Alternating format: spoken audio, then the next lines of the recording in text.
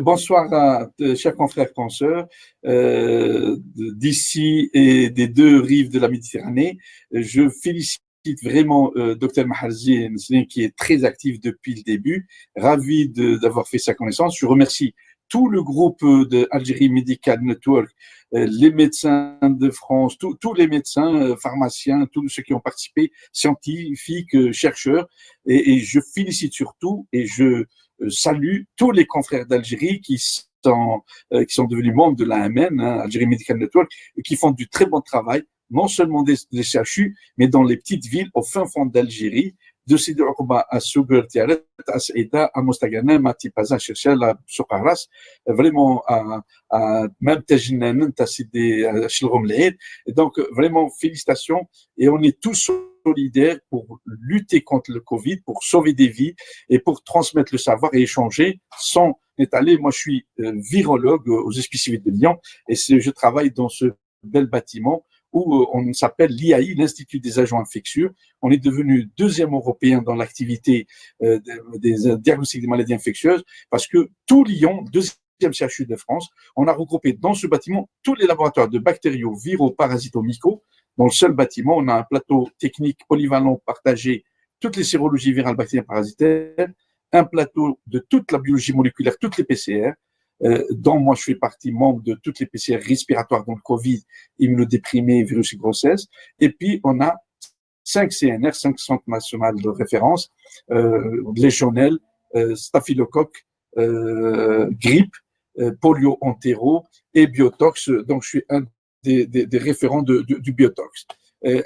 Sachant qu'on collabore beaucoup, on travaille et on produit énormément. Et surtout dans le Covid, on est les référents de France avec l'Institut Pasteur de Paris. Covid, j'ai simplifié les titres. Covid 2019 entre la première et la deuxième vague. Rapidement, le virus, tout le monde le connaît, même le Bédouin avec sa flûte en surveillant son cheptel, il le connaît. Le virus, il est enveloppé, et heureusement qu'il est enveloppé, parce que grâce au savon, on l'élimine, 80%, et grâce au masque, il passe pas.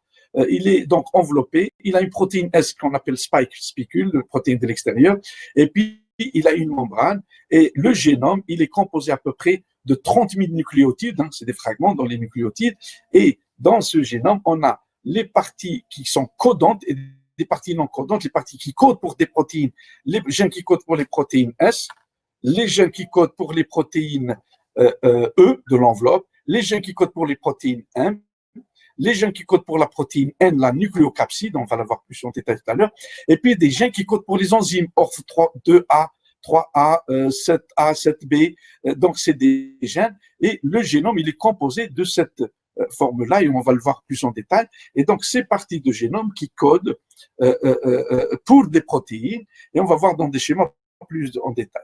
Donc, ce virus, c'est un nouveau virus qu'on appelle le SARS-CoV-2, syndrome aigu respiratoire sévère, coronavirus, deuxième, parce que le premier, il était en 2002-2003. Juste pour vous montrer qu'on a les anciens coronavirus connus, le 229E, HC humain, le 43, le 63, le HQ1, c'était en 2005 à peu près découvert, le SARS-CoV-1, c'est 2002-2003, le MERS en 2012, Middle East, donc l'Arabie Saoudite, le dromadaire, et puis le SARS-CoV-2. Surtout, c'est une grande famille. C'est pas un virus fabriqué dans un laboratoire ou balancé par la Chine pour dominer le monde, ou par les États-Unis pour détruire la Chine, ou par erreur médicale. Non. Cette famille, grâce à la classification, on a 4 groupes de groupes, les alpha-coronavirus, les bêta, les gamma et les delta, et on les classe selon leur spécificité au niveau du génome, au niveau soit des protéines, soit de ces enzymes ORF. Et vous voyez, la majorité des virus qui touchent l'homme, ils sont dans les bêta-coronavirus, le SARS de 2002-2003, le SARS-2 et le SARS qui se transmet par le dromadaire. Et donc, on va voir dans un nouveau schéma, c'est-à-dire, toute cette classification, elle est basée sur l'étude des protéines de la spike, la protéine S, ces clous qui sont à l'extérieur de la membrane. Et puis, vous voyez, c'est que grâce au séquençage, dans le séquençage, on a une cellule souche, un virus souche, pardon. Et dans le virus souche, on a des arbres. Et dans les arbres, on a les alphas. Et parmi ceux qui touchent l'homme, on a le 229E, le 63, rare en alpha 2. Et puis, en delta, on n'a pas qui touche l'homme. Et puis, la majorité, ils sont en bêta. Les gamma, il n'y a pas aussi qui touchent l'homme. Par contre, qui c'est ces personnes-là? Ben, ces personnes-là sont la chauve-souris, la vache, le chien, le poisson, le dromadaire, les rats, le porc, beaucoup le porc aussi. Et donc, vous voyez, l'homme, il est touché beaucoup par les bêtas. Pourquoi les bêtas?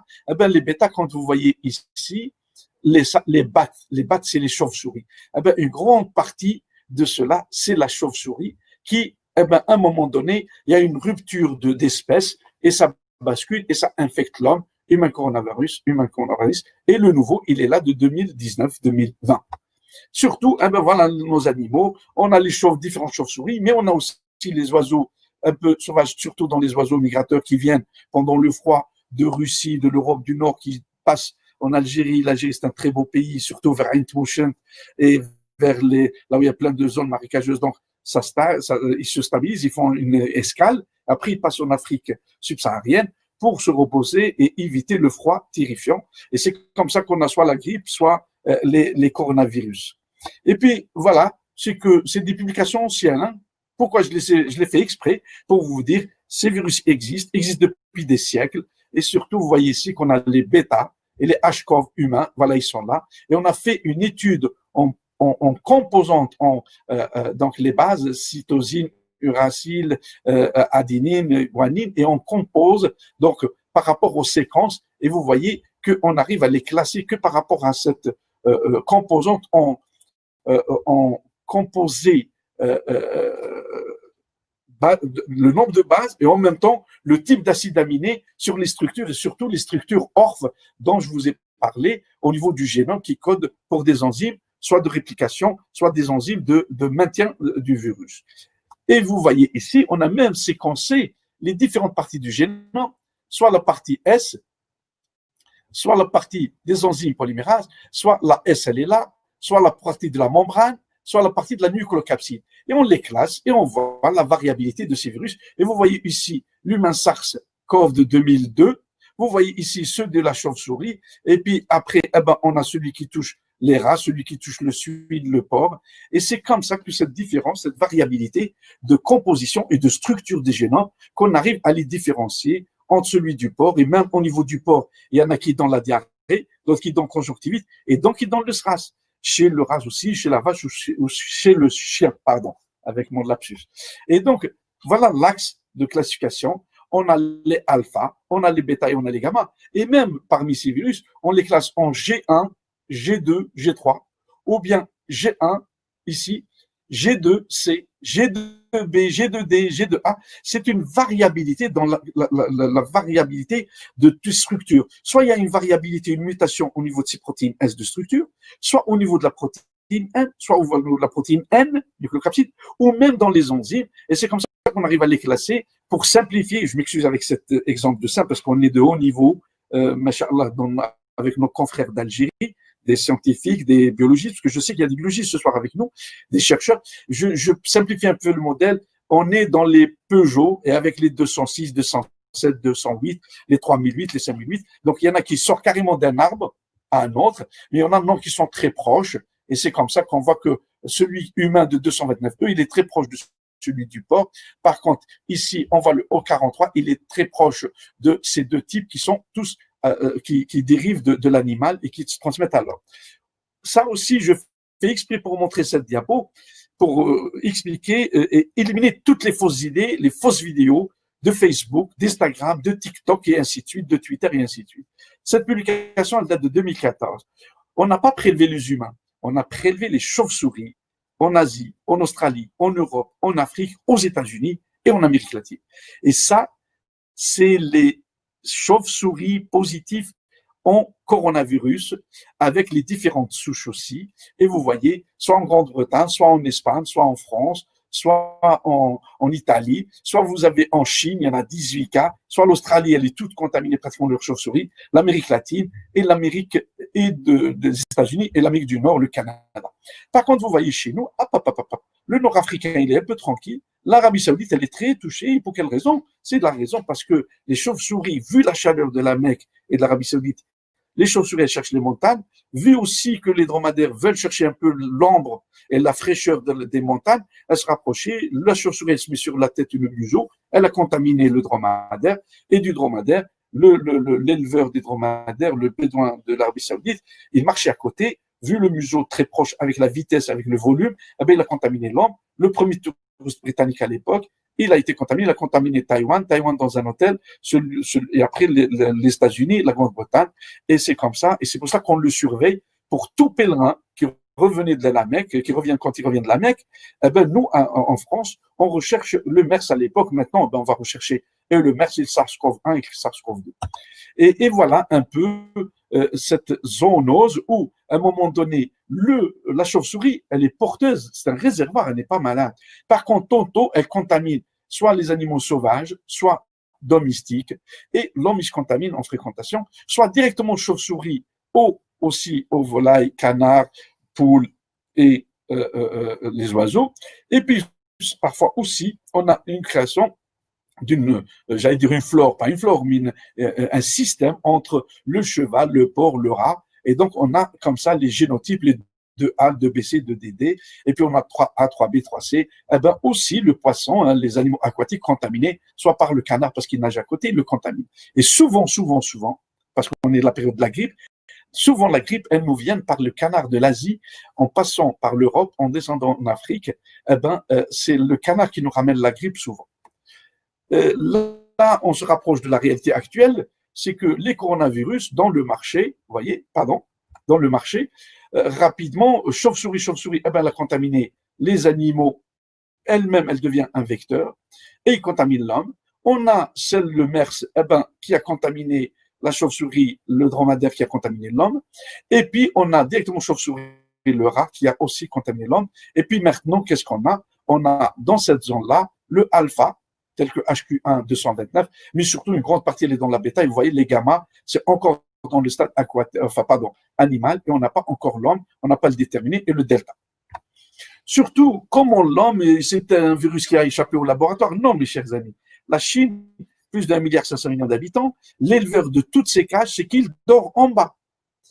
Le porc, il est souvent en haut. Et dans le marché, quand vous passez, les personnes achètent les animaux vivants, soit ils vont les cuire, soit ils vont pas les cuire, soit ils mangent la viande telle qu'elle, non cuite, soit carrément ils mettent dans les mêmes cages le porc en haut parce que lui il peut sauter et tout ce qui est volaille en bas, la pisse, les excréments, avec l'éternuement du porc, souvent tous les virus grippaux qui passent du porc via les volailles à l'homme, ou bien l'inverse, des volailles qui vont contaminer le porc, qui va contaminer l'animal, sachant que la majorité de ces virus, ils nécessitent un mammifère. Et là, vous voyez, soit on étudie la partie S sur le plan génomique avec un séquençage, on arrive à classer les virus et lesquels qui atteint l'homme, ou bien on étudie la zone des enzymes génétiquement, on fait des PCR, on fait des séquençages, on étudie les zones ORF1, les gènes qui codent pour F1, et on va classer les virus aussi, ou bien aussi, eh ben, on a étudié carrément à plusieurs niveaux, au niveau génomique. Hein. Et ça, c'est une publication récente. Et vous voyez, on peut séquencer et étudier à tous les niveaux du génome. Et c'est comme ça qu'on classe ces virus. On arrive à les classer soit alpha, soit bêta, soit gamma, et même dans les alpha très proches. Et cette année, eh ben, même le nouveau virus, le Covid-19, le SARS-CoV-2, on l'a analysé, on l'a étudié, et on a trouvé qu'il y a des mutations mineures, pas majeures. Le virus, il est tel quel qui est apparu en Chine, seulement, eh ben, on a des séquences différentes. Vous voyez, on a les A, les B, les 20A, les 20B, les 20C. Eh ben, ces souches, quand vous voyez ici, regardez, on est décembre 2019, 24 décembre, on n'avait que cette souche-là. Et vous voyez comment cette souche, elle a continué à infecter les personnes. Et puis d'un seul coup, on a un autre type de souche. Et puis vous voyez, regardez, on a un autre type en avançant dans l'année, on est en avril, et puis on a une autre classification, encore une autre classification. Donc, le virus a muté, mais dans l'essentiel, il est resté le virus mère, j'allais dire, de Wuhan, hein, de la première marchande qui vendait le pangolin et les cividés pour les manger pendant la fin de l'année. Et donc, vous voyez cette variabilité avec mutation mineure. Et puis, vous voyez même ici, on a différents virus. Et vous voyez, on est en septembre, je vous ai mis cette diapo, je les ai préparées aujourd'hui pour vous, et vous voyez que même la variabilité, elle domine. Regardez ici, il y avait une variabilité un peu minime, un peu plusieurs, et puis là, hop, ça se condense, et on voit des souches qui prédominent. Et vous voyez, voilà les séquençages au niveau du J7, dans la grande université Johns Hopkins, où tous les pays envoient les souches, et on va séquencer ces souches, et vous voyez, on a étudié au niveau S, au niveau G, au niveau V, et quels sont les gènes? Eh bien, les gènes ORF8L84S, la mutation, les virus en G, toute cette phase-là, eh bien, là où il y a la mutation D614G, et puis les virus, on les a classés V, eh bien, NS3 en G, c'était donc glycine, elle est devenue 251 valine. Là, c'était acide glutamique, il est devenu glycine. Et la souche qui a frappé l'Europe, les États-Unis, dans la première vague jusqu'à maintenant, c'est la D614. Sachant que, vous voyez ici, avec les différentes variabilités d'éclat. Voilà sur le plan génomique, je continue encore. Voilà comment on a pu les classer même par rapport à la SD14. Elle est ici, la souche. ORF1A avec variabilité, donc valine en 368, les ORF L84, et voilà comment on classe les virus par rapport à leur mutation. Et vous voyez ici, dommage, moi, il y a un point qui me gêne pour lire ma diapo, mais vous voyez, donc ces mutations, elles sont des mutations mineures, et elles ne dépassent pas les 5%, 10% du virus qui existe. Mais il y a cette variabilité du virus.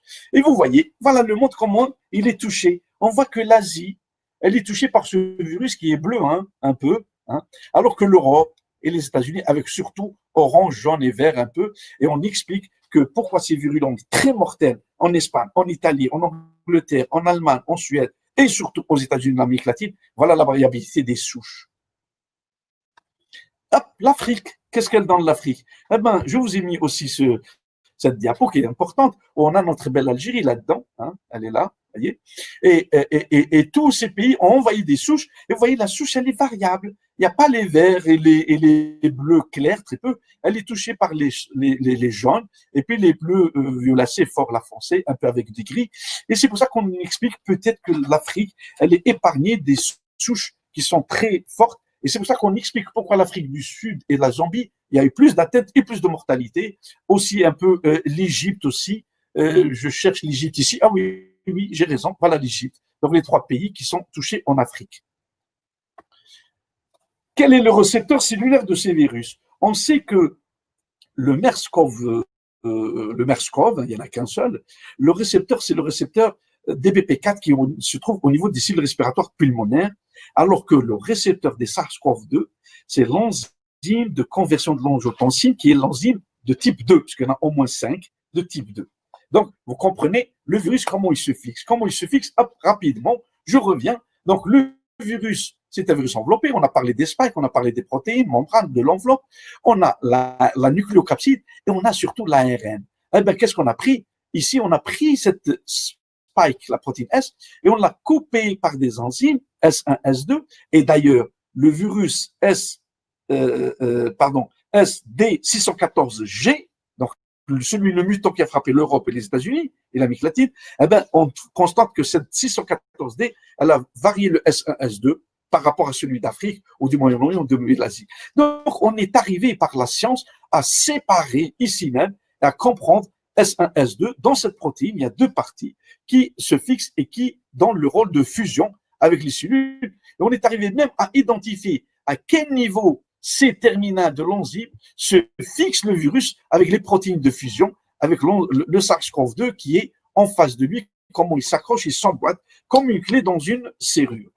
Et voilà, on est arrivé même à identifier à quel domaine. Pourquoi on s'est intéressé à là? Et là, le virologue, il ne peut rien faire. Le radiologue avec son scanner qui nous pose 60% du diagnostic, 80%, merci à lui, mais il ne peut rien faire. L'infectiologue avec toutes ses compétences, il ne peut rien faire. Le généraliste non plus. Là, c'est nos amis biologistes de Bebzoar, de Medea, de Blida, de Tiaret, c'est les biologistes scientifiques, les biochimistes, avec les études de la cristallographie, qui nous ont déterminé les domaines spécifiques, avec même les degrés de rotation, pour voir réellement où se fixe la protéine S par rapport à cette enzyme de conversion de l'angiotensine. Pour quelle raison? Eh bien, vous allez comprendre dans pratiquement la dernière diapo. Pourquoi je vous montre ces schémas? Pour que vous dites que la science, elle est là, elle progresse, on travaille. On a mis du temps pour étudier tout cela, pour définir le virus, pour le faire multiplier dans le laboratoire, le répliquer, et pour étudier aussi les protéines, l'enzyme de conversion de l'angiotensin, pour voir comment il réagit, pour quel l'intérêt. L'intérêt, c'est surtout comment on pourra le bloquer, comment on pourra éviter cette fixation, comment on pourra inhiber le virus. Et voilà, on a étudié même le SARS-CoV-2 plus des sérums qui inhibent la fusion, c'est-à-dire on a donné des anticorps anti-enzyme de conversion d'angiotensin qui bloquent, donc ils forcent la fixation, et on a vu que le SARS-CoV-2, il se fixait très bien sur le récepteur, il pénétrait. Dès qu'on a bloqué avec des anticorps le virus, ça, il ne pouvait pas rentrer. Et vous voyez, on a réduit même cette pénétration. Donc, qu'est-ce qu'on a compris? On a mis en culture le virus et on a mis avec lui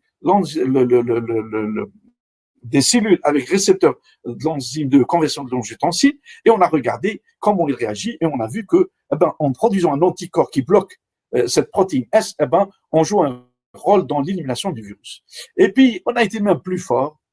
Je m'excuse pour mes collègues médecins, mais vous allez voir, il y aura des diapos cliniques qui vont vous faire plaisir. Parce que Dr Maharzi, notre sœur brillante Nesrine, elle m'a dit, Yaya, tu fais le haut niveau. Je lui ai dit, j'étais toujours de haut niveau avec mes compatriotes en Algérie, même quand je passais dans les amphis, soit de Blida, Média Tiaret ou ailleurs, quand on fait l'émission.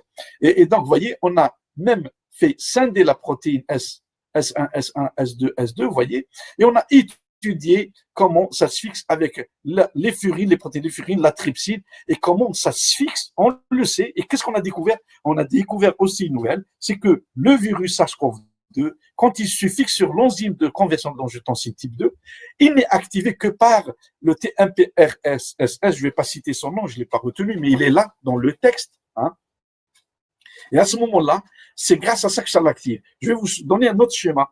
Le VIH, pendant des années, on pensait que le VIH se fixait que sur le récepteur, le lymphocyte T4, le récepteur CDK4 pour pénétrer. Et c'est après qu'on a compris que non, il y a un activateur qui est le CCR5 qui permet que le HIV, quand il pénètre, il va rentrer par endocytose pour libérer l'acide nucléique. Et bon, voilà la pénétration dans la cellule respiratoire, nasale, pharyngée, et après il descend dans les poumons, les voies hautes, et après dans les branches et les cellules ciliées, et toutes cellules qui possèdent l'enzyme de conversion de l'angiotensin. Et voilà comment ça fixe et ça pénètre par endocytose.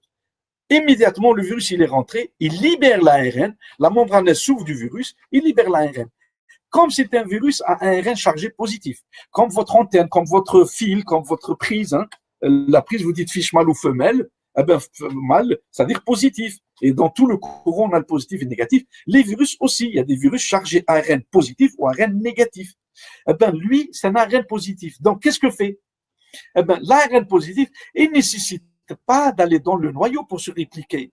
C'est que dès qu'il se trouve dans la cellule, dans le cytoplasme, dès qu'il se libère, ça y est, il reçoit tous les signaux de la cellule, il reçoit toutes les énergies de la cellule, toutes les enzymes, ce qu'on appelle le système de Kaplan. Donc, c'est une boîte enzymatique qui nécessite le virus. Et là, je reviens un peu à vos souvenirs d'étudiants de première année de médecine et surtout de virologie, que le virus, on a ou des virus nus ou des virus enveloppés. Et dans les virus nus, on a des virus à ARN et des virus à ADN. Les virus nus à ARN, c'est la polio, l'hépatite A, l'hépatite E, virus nus à ADN, le parvovirus, les papillomavirus, les adénovirus, virus enveloppés à ARN, la grippe, la rougeole, VRS, le corona, virus enveloppé à ADN, la grande famille des herpès, mais je laisserai, Inch'Allah, Nesrine, Dr Mahazin, nous organiser un autre webinaire pour virus et immunodépression, et on parlera des herpès virus. Et donc, et le virus, pourquoi les virus, on les appelle des parasites intracellulaires obligatoires? C'est pas des parasites, il faut pas faire l'erreur, non. Ils parasitent la cellule. Donc, tout virus doit pénétrer dans une cellule pour qu'il se réplique. C'est la différence avec les bactéries, il ne peut pas se répliquer. Et donc là, pourquoi j'explique tout ça? Pour vous compreniez comment il y a une semaine, il n'y avait pas de cas du tout en Algérie, on était tranquille. Et de ce coup, il y a. Donc, on croit qui? On croit plus le politique, on croit plus les médecins, on croit plus le virologue. Mais si, parce que c'est des virus chargés positivement. Dès qu'ils pénètrent, ça y est, ils se répliquent en 24 heures, ils donnent des milliards.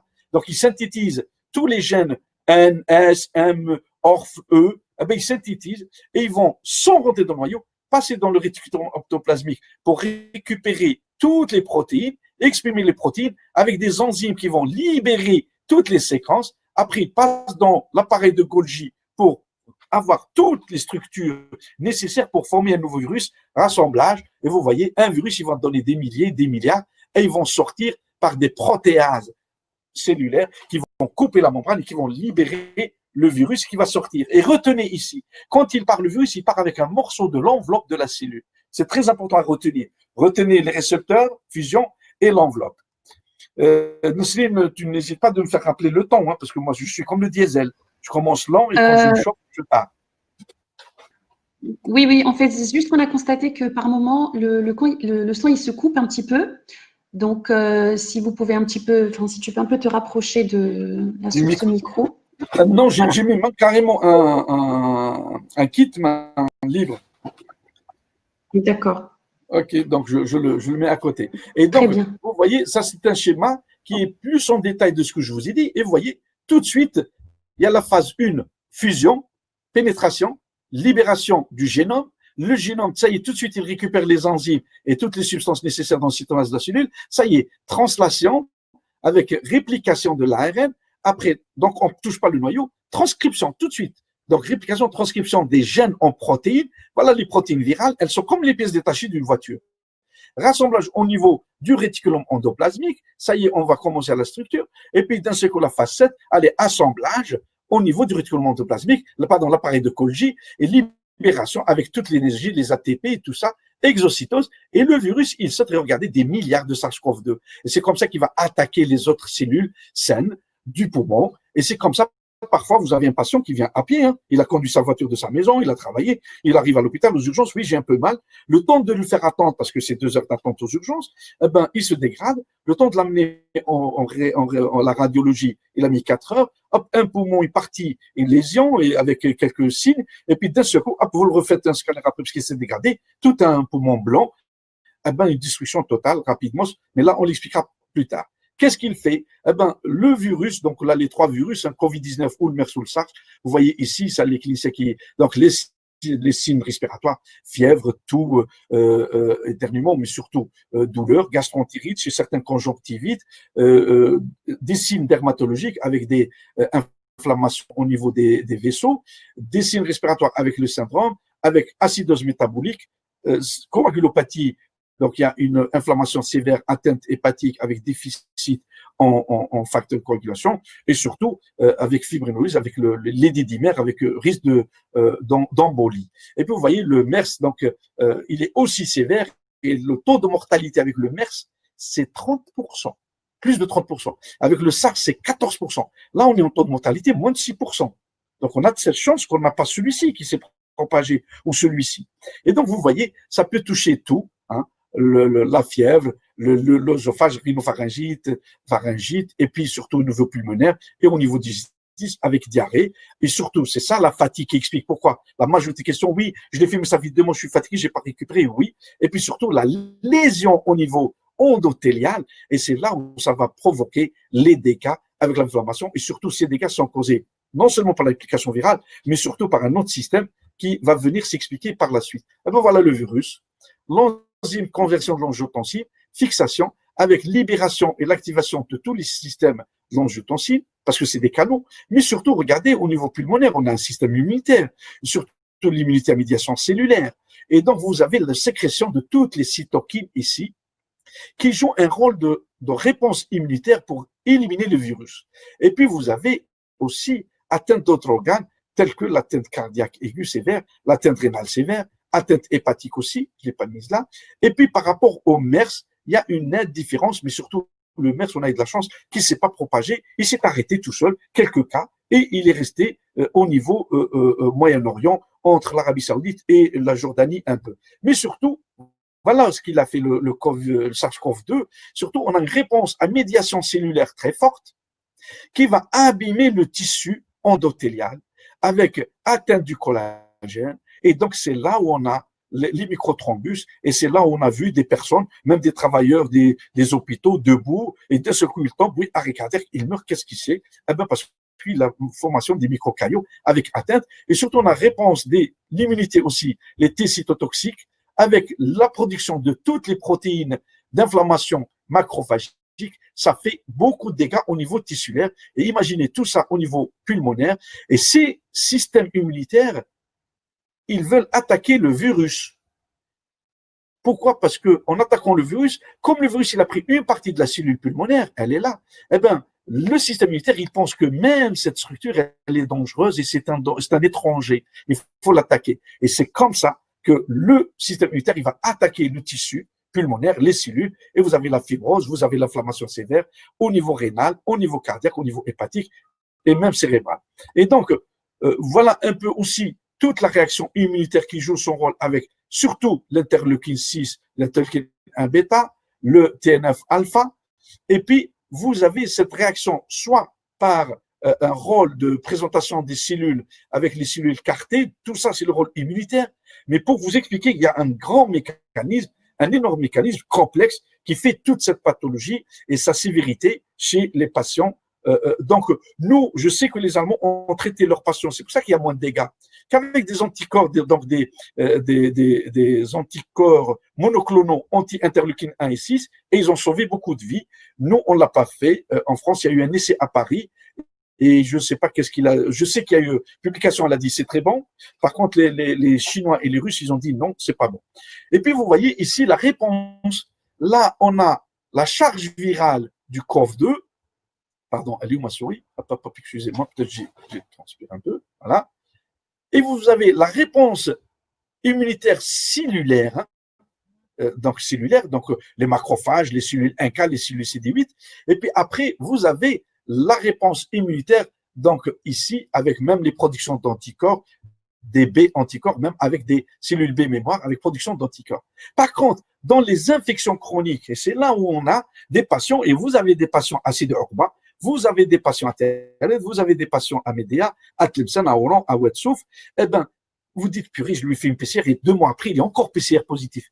Eh bien, vous êtes dans cette situation, mon cher ami. Vous voyez, persistance virale, avec la réponse immunitaire, il a produit des anticorps et parfois vous avez des patients qui ont fait une charge virale positive, une PCR positive, et vous faites une secours, je vous dis, il n'y a toujours pas d'anticorps. Eh bien, les anticorps ont été produits faiblement, ils sont éliminés, négatifs, parce qu'il y a une lymphopénie sévère due au Covid chez certains patients, alors que la persistance et l'activation de la réponse cytotoxique, elle est là, et ça fait un désordre immunologique. Et vous avez ici aussi, vous voyez, avec le rôle de l'interleukine, on pense que des protéines immunitaires, elles vont sauver. Et finalement, non, elles vont détruire les tissus, elles vont provoquer l'inflammation sévère. Et vous voyez ici, quand on joue avec les médiateurs donc interleukine 6 et interleukine 1, on peut sauver, réduire la réponse immunitaire, réduire ce nuage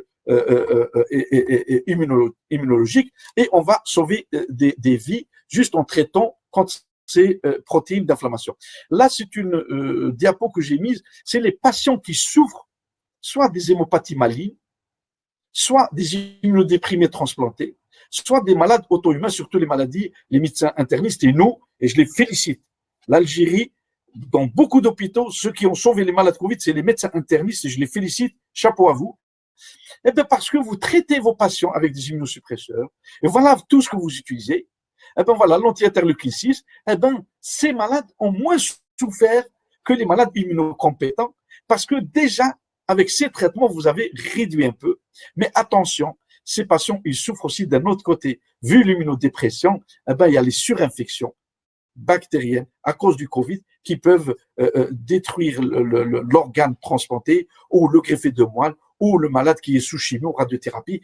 Et donc, le Covid, il est très mortel aussi chez ces patients. C'est certain, ça passe inaperçu parce que le rôle, votre traitement que vous leur donnez, soit dans les maladies auto-immunes, soit dans les hémopathies, eh ben, ça les sauve. Et surtout, je résume tout ça en immunité, le SARS-CoV-2 avec l'immunité. Je ne vais pas tout dire. Je vais juste vous rappeler qu'il y a les cellules B qui produisent des anticorps. On a des IgA, des IgG, des IgM, mais surtout les IgGM. Les IgA sont locaux. Et c'est pour cela que la majorité des jeunes infectés constituent des réservoirs et des facteurs et des vecteurs de transmission. Alors, beaucoup sont contaminés, ils ne le savent pas, parce qu'ils ont un système immunitaire adéquat. Ils ont un système immunitaire qui répond avec des productions d'anticorps, mais surtout, vous allez voir dans une autre diapo, beaucoup ont été contaminés par une charge virale limitée, pas très forte. Eh bien, imaginez-vous que le sujet qui a reçu ce virus ici, c'est un patient de 75 ans, de 83 ans, 90 ans. Surtout nos grands-parents, درنا العرس تاع ولد الولد ولا ولد البت قال جدي حضر البركه ما حضرش جدي ما ديرش العرس حضر جدو العرس. Eh ben, le Covid a chopé n'a pas loupé le grand-père et la grand-mère et vu le facteur âge, vu le facteur immunité, l'immunité qui est très affaiblie chez les personnes âgées, eh ben, le Covid prend le dessus, il détruit tout et à ce moment-là, on a l'inflammation sévère et le décès avec tout ce que vous savez sur le plan clinique, avec l'hypoxie. Et sachant que on a tout le rôle des cellules, les cellules dendritiques qui jouent un rôle, les CD4, les macrophages, on a les lymphocytes B, on a les CD4 avec ici tous les récepteurs thymocytes jusqu'aux thymocytes qui jouent le rôle de l'immunité, mais parfois c'est l'immunité qui aggrave le cas clinique. Et je vous cite ici surtout, voilà, le Covid-19 avec une lymphopénie sévère, moins de 20% des cas. Mais si on a une lymphopénie, moins de 20%, c'est un cas sévère.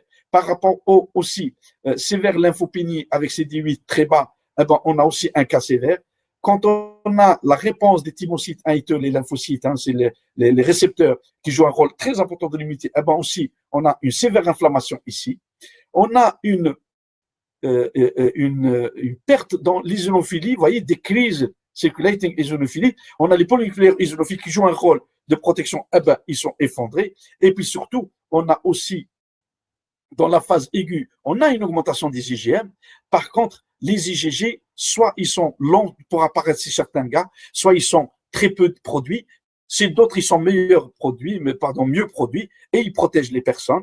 Et vous voyez ici le rôle donc des cytokines, sachant que dans la phase aiguë, on a une variabilité de ces signes, soit lymphopénie, soit diminution des eosinophiles, ou bien même chute des anticorps.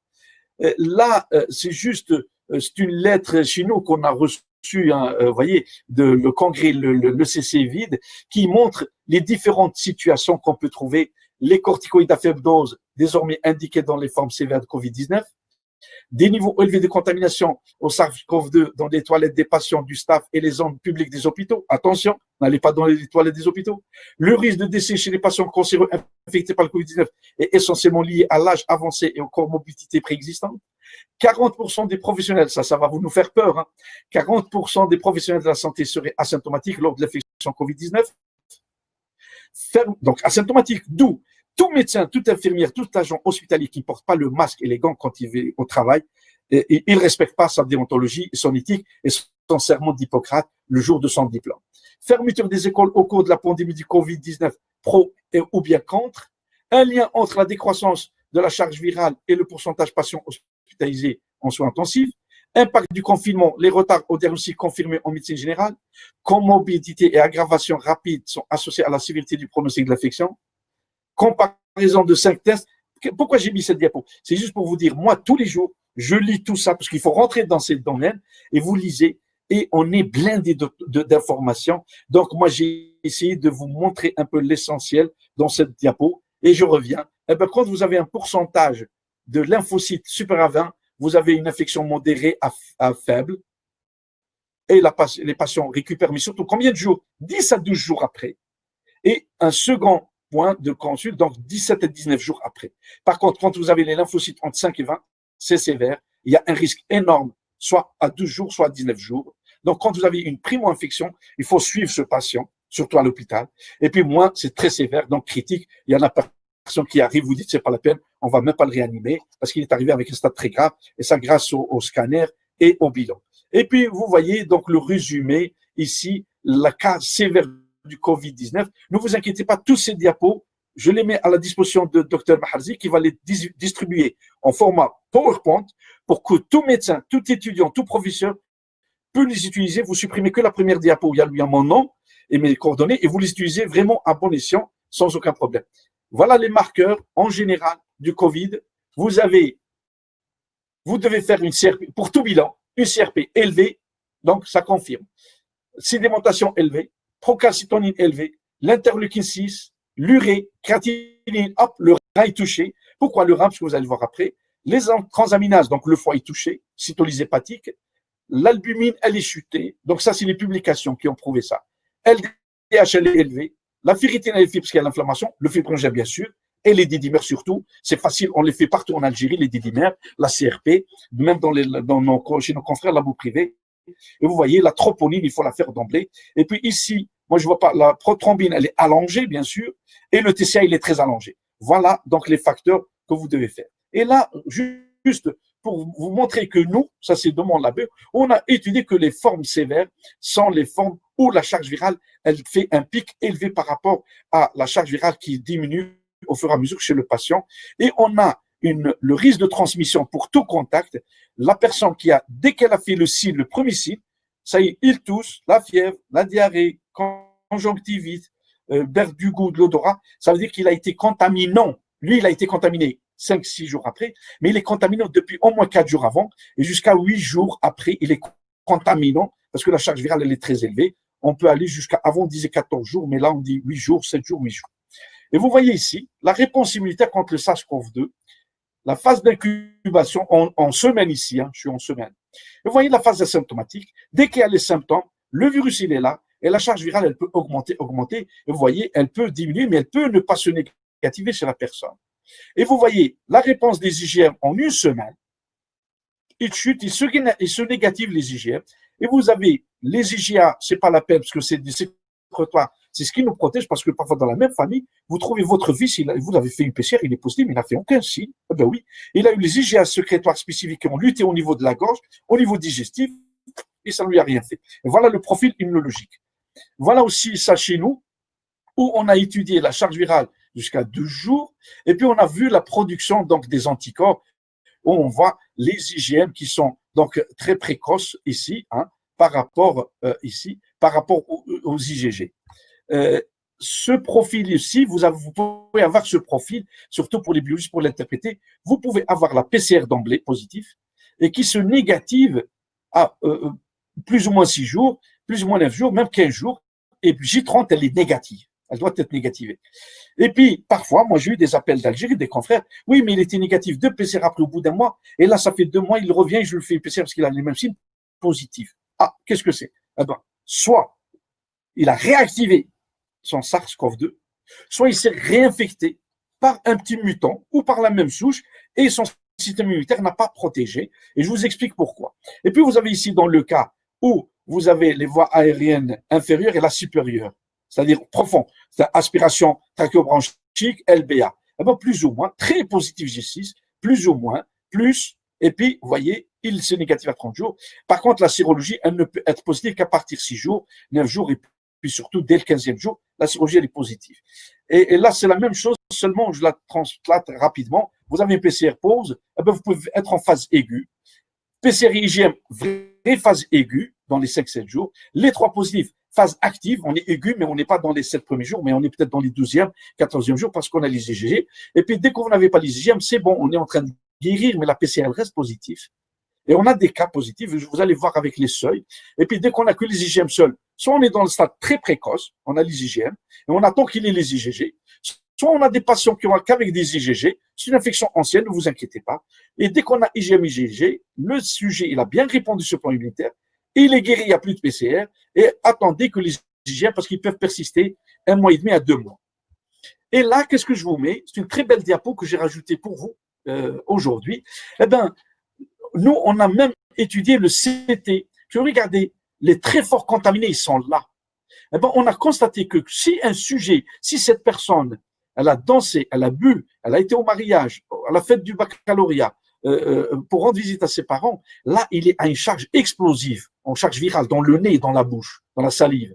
Eh bien, lui, sachant s'il rencontre 3 personnes, il les embrasse, il voyage dans la voiture, ou dans le bus, ou dans le métro, il va contaminer. Et quand la personne reçoit une charge virale très élevée, eh ben, c'est sévère, et il va faire une vraie maladie. Alors, s'il est là, ou s'il est là, eh bien, il contamine très peu. Et celui qui est en face de lui, même s'il l'a contaminé, il l'a contaminé faiblement. Donc, le fait que la charge virale, elle était faible, le fait que les cellules contaminées, c'était faible, le système immunitaire, il est venu en douceur et il a répondu. Et pourquoi nous, on fait même la charge virale, on ne la fait pas pour tout le monde. Pour les malades hospitalisés, parce qu'on n'a pas assez de lits, Et quand on a un malade positif, Covid positif, on l'isole dans une chambre seule. Eh bien, ils nous disent, monsieur Miki, vous pouvez nous faire une charge virale, parce que s'il est très faible, on peut le mettre une chambre d'eau pour libérer la place pour les malades qui sont très contaminés. Donc, la charge virale ne sert à rien. Elle sert surtout pour libérer des lits et mettre 2 malades en même temps dans la même chambre, bien sûr, en respectant les masques et les gants, et surtout pour le personnel. Et là, on a étudié ça, c'est les techniques en PCR. Nous, on utilise celle-ci et celle-ci. On a le gène expert en extrême urgence parce qu'en 1 heure, il fait la PCR. Par contre, cela, c'est en 4 heures. Et vous voyez le taux de CT, comment on peut être si bas, par exemple, pour cette technique apodémite, mais la majorité de nos patients, et ça, c'est les différentes PCR, la cible. Eux, c'est l'enveloppe. Eux, c'est la nucléocapside RDB. Eux, c'est la nucléocapside nucléocapside 1 et 2. Ça dépend des techniques. Et vous voyez comment on peut le CT peut être variable d'une technique à une autre, mais surtout, l'état, à quel moment il arrive le malade. Le malade, il arrive à ce niveau-là, eh ben, vous l'avez très fortement contaminé, il arrive là, et donc quand vous avez une charge virale, une PCR faible, ne dites pas, ah, vous êtes en train de guérir, parce que peut-être il est là. C'est selon les symptômes que vous pouvez juger, est-ce que vous êtes en début d'infection ou en fin d'infection. Et donc, voilà, là, juste pour vous dire, le risque d'intubation est aussi élevé chez les patients qui ont une charge virale très élevée. Vous voyez, 29% des personnes qui ont une charge virale élevée, eh ben, ils sont intubés par rapport à 20% qui sont moyennes, charge virale moyenne, et par rapport à 14% seulement qui ont une charge virale faible. Donc, le Ki2, il est très significatif. Et voilà comment je montre les morts par rapport à l'intubation et par rapport à la charge virale. Le cycle, le CT, c'est la charge virale. Et vous voyez, hein, quand on est un CT très fort, eh ben, le décès, il est très fort et l'intubation, elle est forte. Et même là, on a eu plus d'intubation, moins de décès. Ça veut dire que l'intubation, elle joue un rôle énorme. Et je remercie tous nos réanimateurs et les médecins qui font les intubations et les VNI pour les malades. Là aussi, la réponse immunitaire en anticorps, c'est très important pour la montrer. Vous voyez, les IgM, c'est un marqueur pour nous. Pourquoi il faut le faire, la sérologie? Parce que parfois, vous arrivez et vous avez la PCR négative. Est-ce qu'il est contaminé ou pas? Ou est-ce qu'il a été contaminé et il est guéri? Ou est-ce que je suis dans la phase du milieu? Eh ben, les sérologies, c'est important. Et surtout, parfois, nous, et moi, je les ai, hein, des PCR négatifs, sérologie positive, et il est contaminé, il a des symptômes. Eh ben, est-ce que c'est un variant? Est-ce que ma PCR, j'ai loupé dans la manip? Souvent, je la refais. Et puis, surtout, on a même développé vous voyez, là, bon, donc les IgM, IgG, ça, j'en ai parlé. Hein, et là, pour vous montrer un peu, quand vous avez une faible charge virale, le sujet a faible charge virale, il contamine tout doucement, la réponse immunitaire, elle se développe, et on a une rapide clairance. Le patient contaminé, la patient A, elle a contaminé la patiente B avec une charge virale très faible. Eh ben, la B, elle reçoit une charge virale rapide. Elle est guérie au bout de 15 jours, d'où 80% des jeunes sont asymptomatiques ou ils font une petite grippe. Par contre, charge virale très élevée, lymphopénie, immunosuppression, déficience, les réponses, le nuage cytokinique très fort, destruction des tissus, inflammation sévère avec atteinte et pneumopathie interstitielle, polyviscérale, atteinte cardiaque et hépatique. Et donc, là, je reviens maintenant à la COV2, je reviens à mon titre. Dans le titre COV1, COV2, tu peux m'arrêter, tu peux m'interrompre. Hein. Et donc, vous voyez, on était octobre 2019, on n'avait rien. Les premiers cas, en octobre 2019, mais on ne le savait pas, c'était en Chine, mais en novembre-décembre, ça y est, ça se déclarait, et on est passé à la première vague. Et vous voyez, ça a commencé où, hein, une vendeuse, avec un pangolin, ainsi vidé, et il a contaminé, après un voyage à Xiangyang, excusez-moi, et puis vous voyez, grâce au voyage, Alger, Pékin, avant, on faisait peut-être 10 jours pour y arriver, en transportant par Paris, Paris-Genève, et ainsi de suite. Alger, Pékin, en 5 heures, Alger-Montréal. Et vous voyez le voyage, comment il a fait. Et puis surtout, eh ben voilà la carte maintenant, mais c'est pas vrai. Celle-ci, elle date au moins quelques mois. Voilà, 8 mai, j'ai fait exprès pour vous montrer comment 8 mai on était. Et puis d'un seul coup, voilà, premier avion au Japon et le deuxième en Thaïlande. Et voilà comment ça part le virus. Donc c'est un vrai virus. Et voilà, ça c'est la date du 24 octobre. J'ai fait exprès pour ne pas mettre celle d'aujourd'hui. 42 millions. 1 million 100, et là on est à 45 millions et plus de 1 million 300 morts. Et donc, vous voyez les pays, hein, les États-Unis, l'Inde, le Brésil, et là c'est dans l'infection, dans la mortalité, ça peut changer. l'Inde, le Brésil avant l'Inde. Alors là, c'est l'Inde en contamination. Et vous voyez, tous les pays sont touchés, sauf Dieu merci, pour l'Afrique. Et vous voyez ici, j'ai mis exprès l'Algérie, 55 000 cas avec 1800 morts. Oui, mais attendez, on n'a pas dépisté 20 millions. On n'a pas fait la PCR à 10 millions. On n'a pas. Donc, c'est des données réelles que donne le ministère, que les labos ont donné. Et vous voyez, j'ai mis ce sigle. Et vous voyez quand même l'Afrique, elle est protégée par quel mécanisme? On a trois explications. L'explication première, c'est que beaucoup de jeunes. Le taux, la moyenne d'âge ici, 80 ans. Ici, plus de 64%, c'est des personnes plus de 80. Nous, ici, les plus de 65 ans, hein, en Afrique, nous y compris, on est à moins de 10%. Donc, les jeunes, on a dit le virus, il tue moins chez les jeunes, moins symptomatique. Et puis, moi, je suspecte, et ça, c'est un avis personnel, que j'ai fait une étude sur le parvovirus et je la translate, que certainement, il y a un HLA, antigène HLA dépendant. C'est-à-dire que certainement, ces peuples-là, avec les peuples asiatiques un peu, certainement, on a une variante HLA dépendante à laquelle il y a une petite, j'allais dire, on est moins sensible au Covid que par rapport aux Caucasiens et l'Amérique du Nord, ce qui me force un peu à donner l'Amérique latine où il y a pas mal d'hispaniques et de noirs, mais je suspecte ma théorie, je la maintiens. Il y a des études et une thèse, et moi je fais un travail avec une doctorante libanaise, avec l'équipe brésilienne et lyonnaise qui se met en place. Vous voyez, la France, on était le 24 1 million, aujourd'hui on est à 1 200 000 et plus de 36 000 morts presque. Rapidement, il faut parler, on est en période automne-hiver, la transpiration, l'éternuement, excusez-moi, l'éternuement, 70 km la vitesse a été calculée. Vous voyez qu'est-ce qu'on balance comme nuage? Eh ben, le gars qui met pas de masque, surtout nos confrères en Algérie, pas nos confrères, pardon, nos concitoyens, excusez-moi, pour le lapsus. Et donc, vous voyez, ainsi de suite, vous voyez. Et donc, ça, c'est une diapo que j'utilise pour l'enseignement depuis au moins 15 ans. Vous voyez ce qu'on a montré à l'époque. Et donc, vous voyez, on a toutes ces affections respiratoires, je ne vais pas m'étaler, mais le virus y pénètre. Je transpire un peu avec mon doigt, excusez-moi. Elle est où ma souris? Non, elle ne vient pas. Vous regardez le nez. Qu'est-ce que j'ai fait? Reviens. Ah oui, elle est là, mais je n'arrive pas. Non. Qu'est-ce que j'ai fait? Vous me voyez toujours? Oui, tout va bien. On te voit, on t'entend. Très bien. Mais par contre, j'ai perdu la main sur les diaporamas. Je ne sais pas pourquoi. Je n'arrive pas à passer. Attendez, peut-être comme ça? Non. Qu'est-ce que j'ai fait avec mon diaporama? Avec les flèches, peut-être avec les flèches du clavier. Oui, j'essaie d'être intelligent, mais attends, je suis au 63, elle m'a bloqué. Attends. Donc, je vais parler de celle-ci le temps que je retrouve le problème. Je suis vers la fin. Vous voyez, tous ces virus, maintenant, ils commencent à circuler.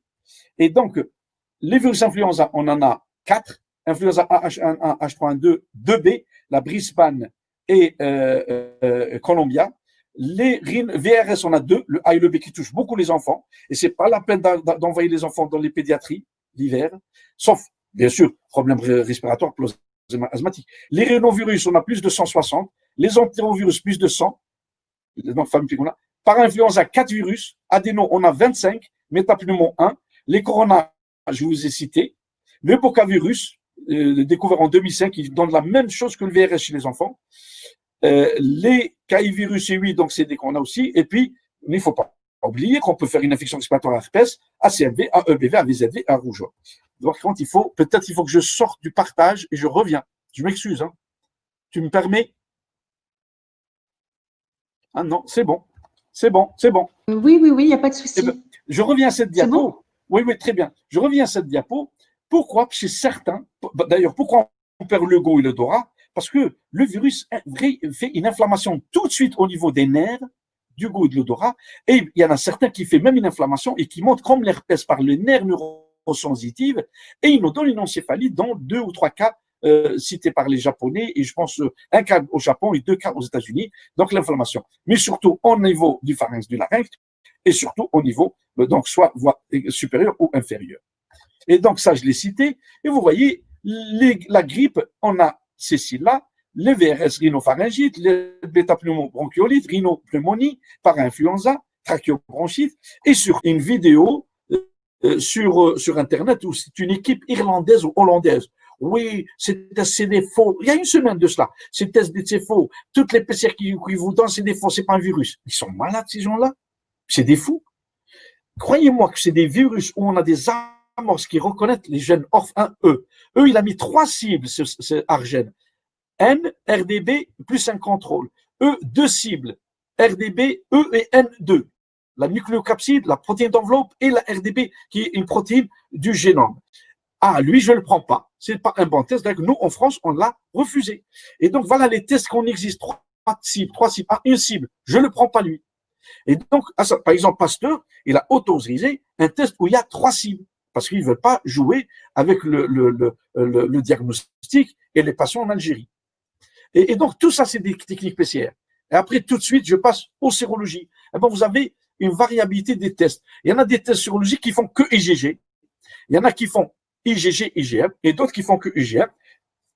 Vous pouvez choisir. Rapidement, voilà les tests. Je ne vais pas vous interpréter. J'arrive à presque, il me reste 2-3 diapos et on finit, on laisse le débat. Le virus, vous le connaissez. La réponse immunitaire, vous la connaissez. Qu'est-ce qu'on a? On a le SARS-CoV-2, pardon, ici, le SARS-CoV-1 et le MERS. Qu'est-ce qu'on a essayé avant avec les 2 virus? Le SARS-CoV-2, CoV-1 et le MERS. Eh bien, tous les chercheurs, toutes les grandes universités, les grands laboratoires, on a travaillé sur le SARS-CoV-1 en 2002-2003. On a travaillé sur le MERS. On a essayé un vaccin. On a essayé des protéines recombinantes. On a essayé des traitements. On a essayé de l'opinavir. On a essayé.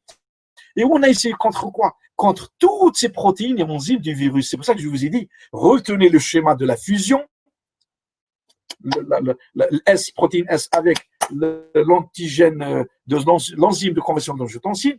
Retenez aussi, je vous ai dit, les enzymes de libération, soit de la réplication, soit de la libération. Et on a essayé toutes ces protéines. Pour le MERS, on a essayé un vaccin. On a essayé des anticorps monoclonaux. On a essayé le remdesivir. Donc, on avait un recul depuis 5 ans. On a essayé la ribavirine, le galidesivir, l'opinavir, ritonavir. Ah, le SARS-CoV-2, eh ben, on a essayé ces molécules. Et puis, même l'hydroxychloroquine, je vais mettre un schéma. Et puis, c'est pour ça que vous dites, comment? Ça, c'est un vaccin de Bill Gates qui veut tuer. Il met des nanoparticules. Il veut nous suivre par satellite. Il veut éliminer les Algériens, les Arabes et les musulmans pour vivre que lui et les Blancs. Mais c'est complètement aberrant. Bill Gates, il veut que tu achètes son iPhone 12 ou 13 le prochain. Bill Gates, il veut que tu achètes son MacBook, ou je ne sais pas comment vous dites. Il veut que tu achètes tout ce qu'il fait, les fibres optiques, l'Internet. Et donc, non. On a une expérience de 5 ans. Et les plus forts dans le vaccin contre le MERS, c'est les Chinois et les Russes. C'est pour ça que les Russes et les Chinois ont annoncé les premiers à obtenir un vaccin contre lui, parce qu'ils ont utilisé tout le modèle d'études et ils étaient en avance au moins de 2 ans dans le travail. Ils ont changé juste, au lieu de mettre le MERS, ils ont mis le SARS-CoV-2. Et vous voyez, donc, on a essayé l'hydroxychloroquine avec les différentes molécules. On a essayé, ça c'est l'anticorps monoclonal, anti-CD147. On a essayé donc plusieurs molécules et maintenant, donc réellement, qu'est-ce qu'on essaie? Anticorps monoclonal pour bloquer la fixation-fusion. On a essayé des molécules pour bloquer le récepteur l'activateur. On a la chloroquine qui détruit l'angiotensine. On a ce médicament, c'est contre le sida et on a en Algérie pour bloquer la réplication du virus. On a utilisé le remdesivir qui est pour le moment les 2 molécules évalué très bien, qui donne un résultat, le remdesivir, l'hydroxychloroquine, l'Algérie, elle en a, et on arrive à réduire, voilà, l'hydroxychloroquine, où on avait des patients PCR positifs, la PCR-LU, je vais vous aider par là, donc hydroxychloroquine plus azithromycine. Et regardez, tous ces patients ici, qui étaient donc soit asymptomatiques, soit avec SID, et ils sont devenus négatifs grâce au traitement. Ça, c'est les nombres de journées, hein, avec ici. Et vous voyez, voilà, les patients traités avec l'hydroxychloroquine, la charge virale, hein, regardez, le pourcentage des patients PCR positifs. Donc, il est négatif rapidement par rapport à ceux qui ne prennent pas l'hydroxychloroquine. Ça, c'est la publication de... Et vous voyez ici, le témoin contrôle, c'est-à-dire on n'a donné aucun traitement. Là, on a donné l'hydroxychloroquine, là, celle-ci, toute seule. Et là, l'azithromycine. Et donc, vous voyez comment on peut jouer hydroxychloroquine, azithromycine, et comment on peut gagner très très bien. Ici, c'est l'hydroxychloroquine toute seule, patient sans rien. Vous voyez, la charge virale très élevée, donc sévèrement atteint, décès. Hydroxychloroquine tout seul, hydroxychloroquine, azithromycine. Et bravo à tous les médecins algériens qui ont traité le patient. Voilà les molécules qui existent, qui ont été évaluées. Voilà contre le SARS-CoV-2. Et on est en train d'évaluer pour le moment plus de 60 molécules.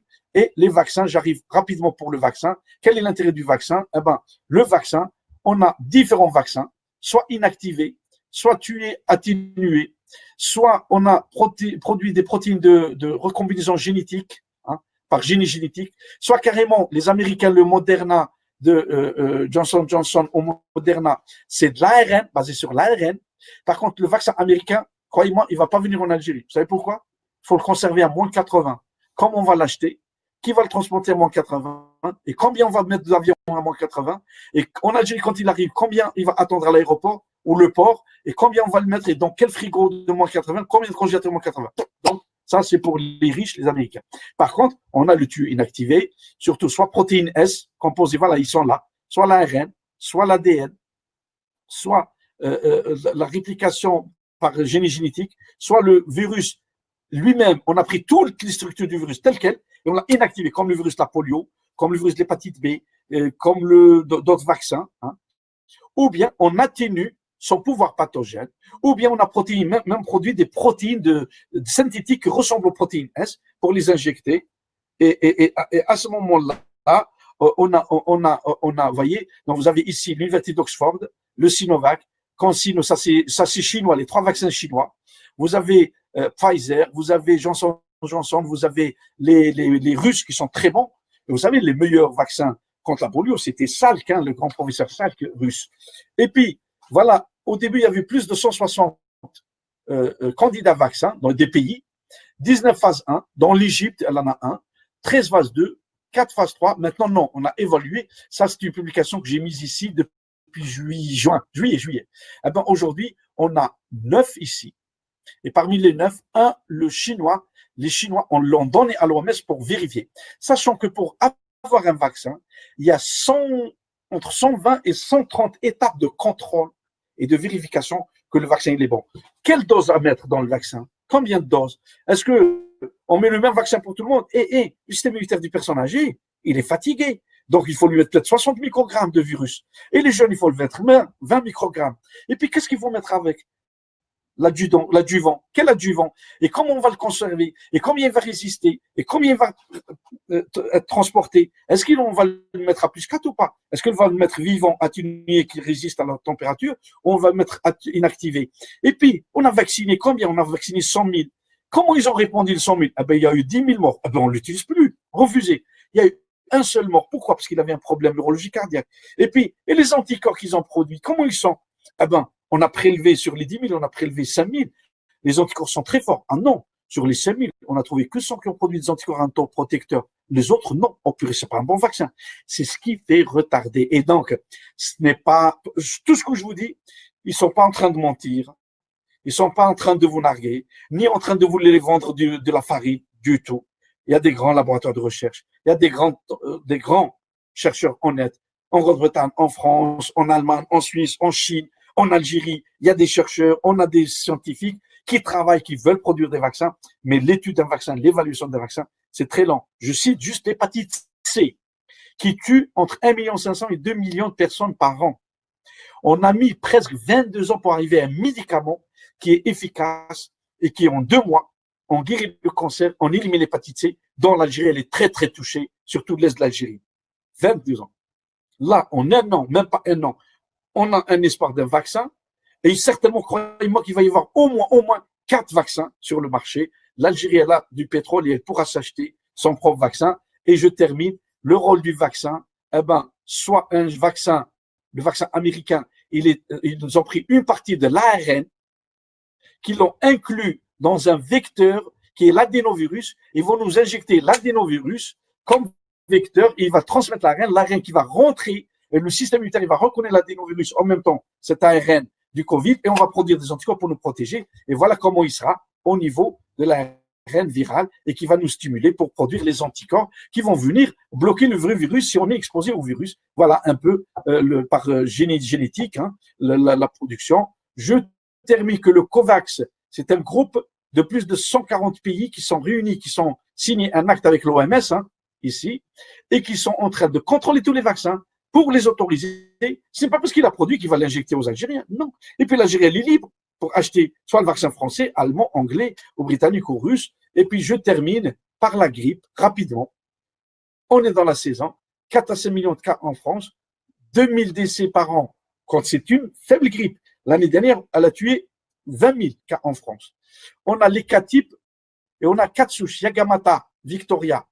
Et finalement, on a changé, on a mis la Brisbane. Et donc, dans le vaccin de cette nouvelle année, il faut avoir le vaccin qui a les 4 souches, H1N1, H3N2. Il y a la Yagamata plus Brisbane.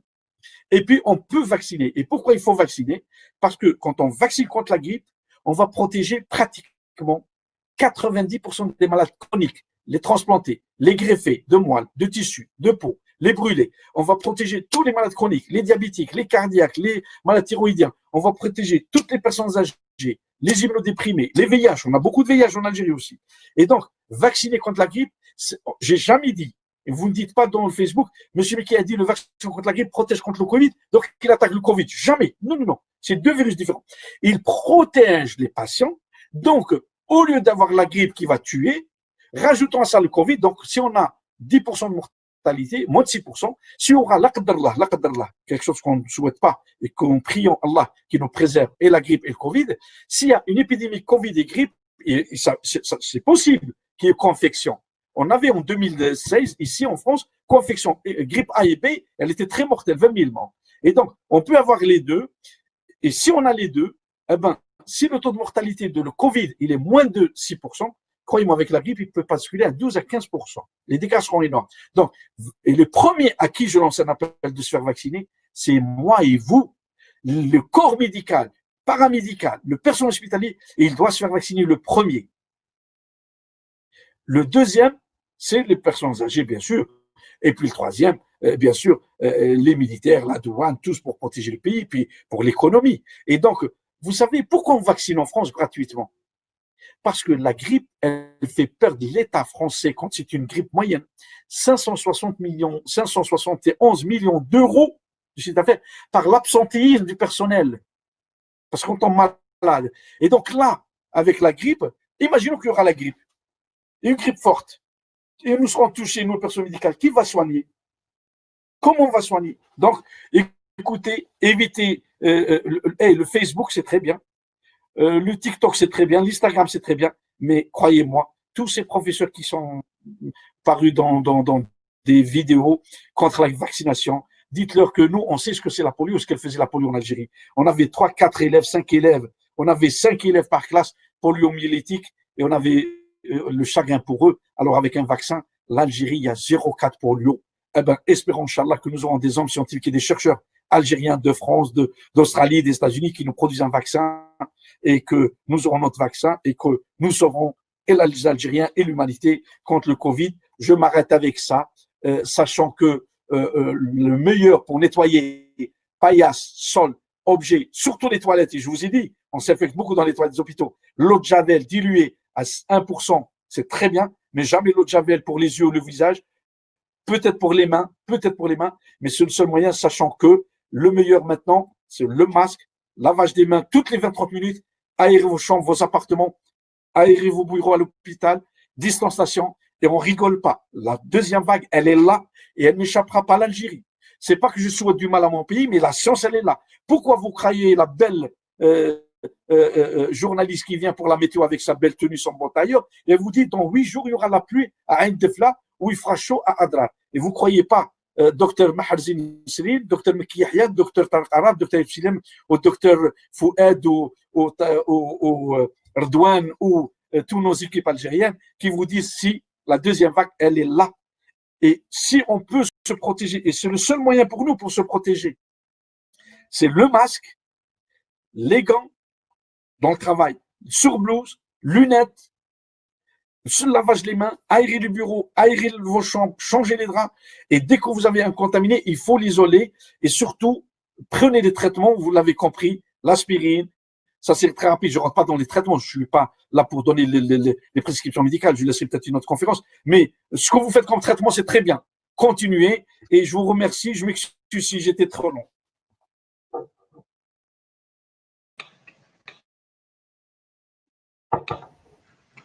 Allô, allô? Oui, je suis là. Oui, très bien. Merci beaucoup, Dr Mickey, pour cet exposé assez complet, très enrichissant.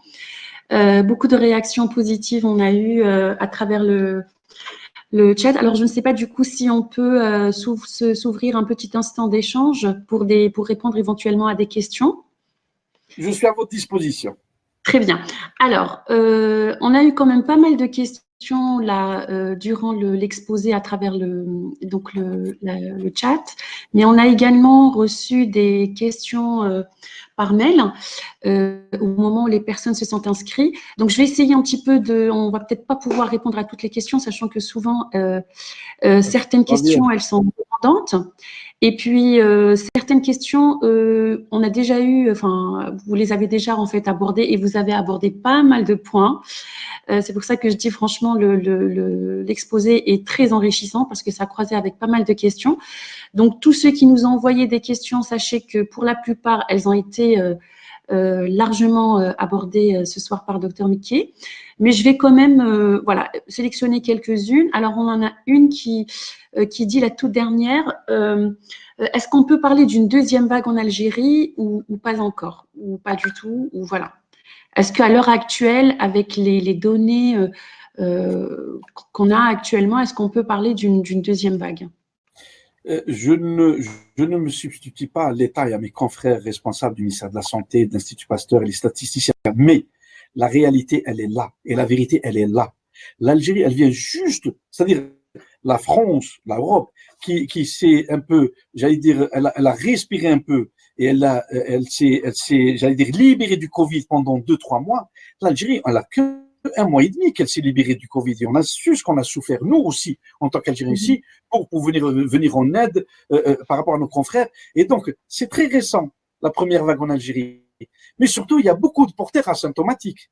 Et donc, heureusement, l'Algérie, elle ne s'est pas ouverte au tourisme comme la Tunisie et le Maroc, nos frères et voisins des deux côtés, mais à l'Europe. Parce que ça aurait été une catastrophe. Parce qu'on voit maintenant la Tunisie comment elle souffre. Pardon, et le Maroc.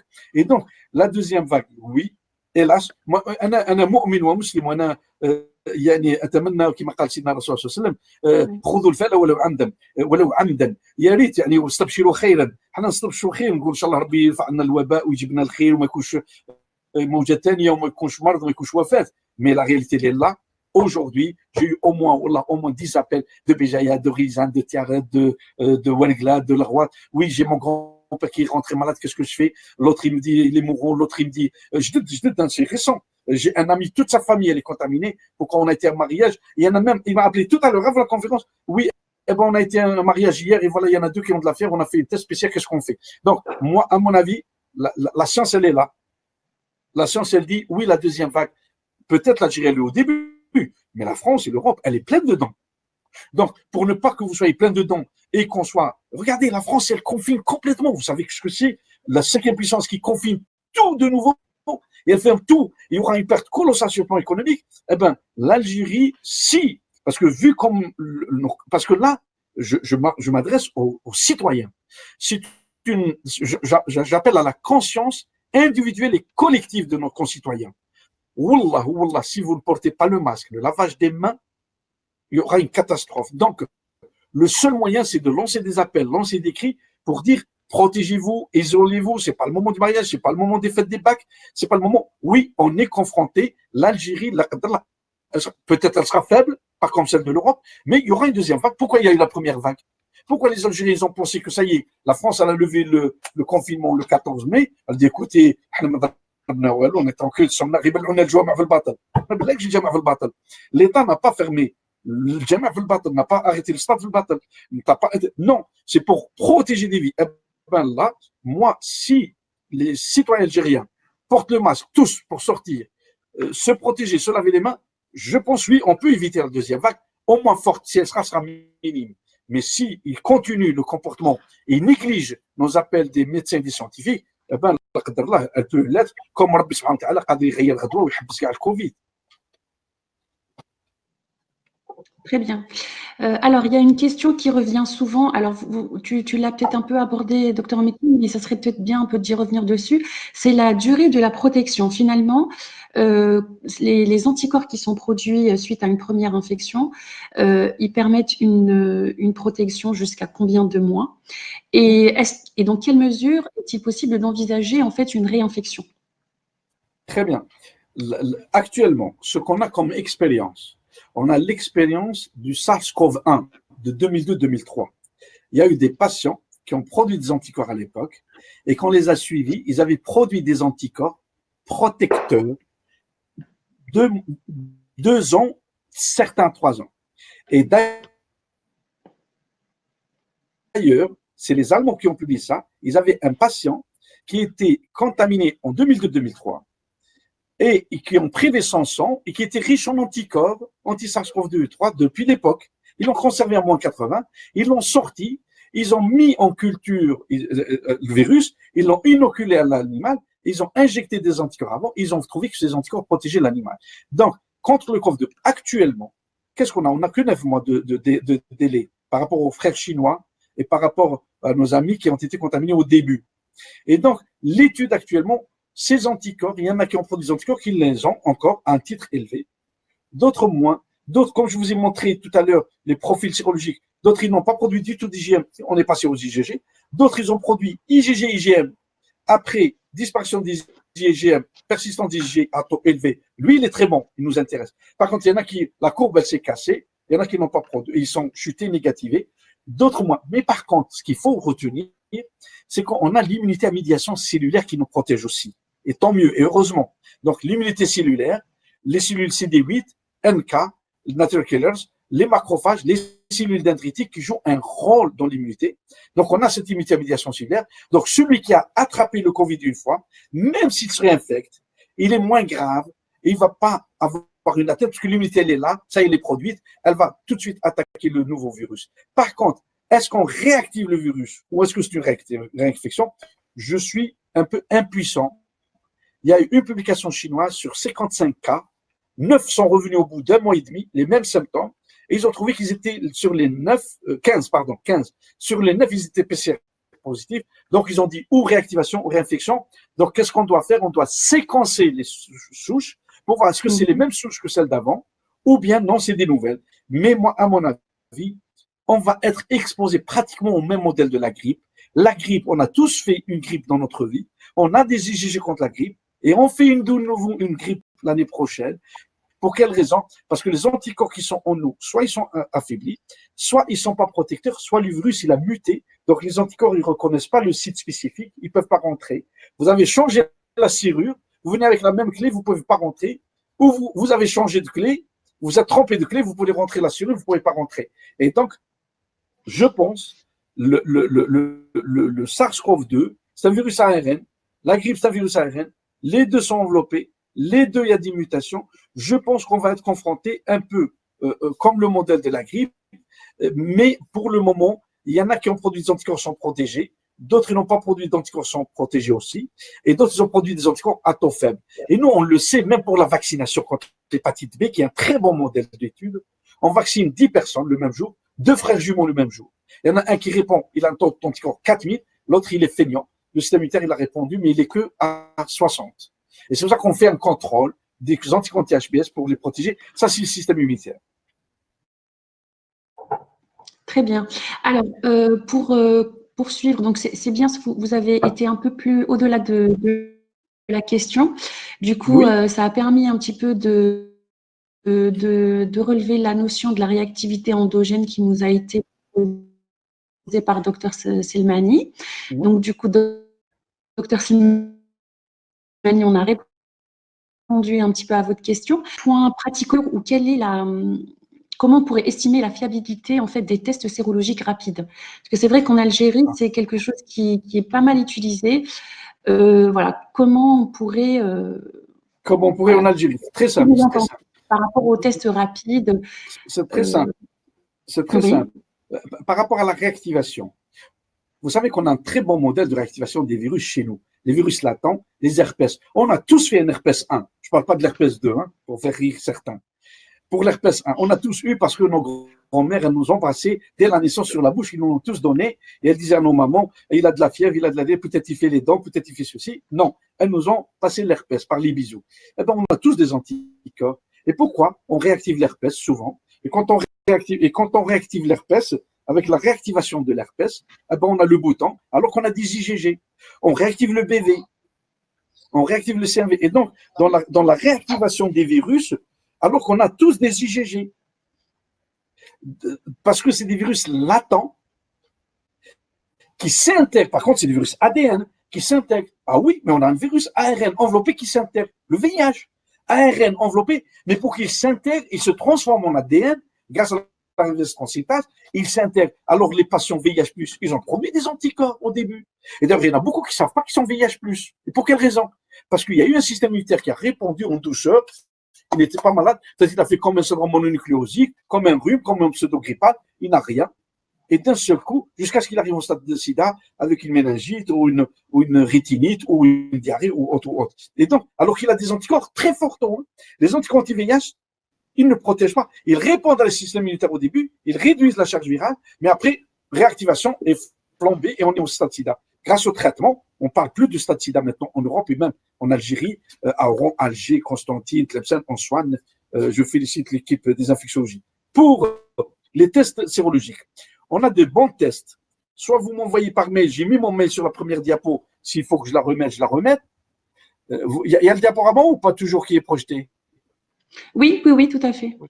Ben, je vais lancer l'adresse mail. Hein. Vous avez mon adresse mail. J'ai mis la privée pour éviter que celle de l'hôpital qu'elle soit saturée parce qu'elle était saturée depuis une semaine. Et donc, les tests sérologiques. Allez, vous, comment vous pouvez développer et dire que c'est un bon test ou pas un bon test? Vous prenez tout malade PCR positif, vous faites une petite étude. Allez, on propose même un projet de recherche rapide, succinct. Vous avez 10 malades. Eh bien, les malades PCR positifs, à 1000 hajj, un tube de sang. Vous prenez 2 tubes, un tube pour l'ANF et un tube pour sérologie sec. Eh bien, le tube de l'ANF, vous le centrifugez, vous récupérez, vous faites un ficol si vous êtes en immunologie, vous récupérez les globules blancs et vous les stockez. Et le tube de sérologie, vous le centrifugez, vous récupérez le sérum. Et à ce moment-là, vous le dosez. Et vous lui dites, Amil Hajj, une semaine.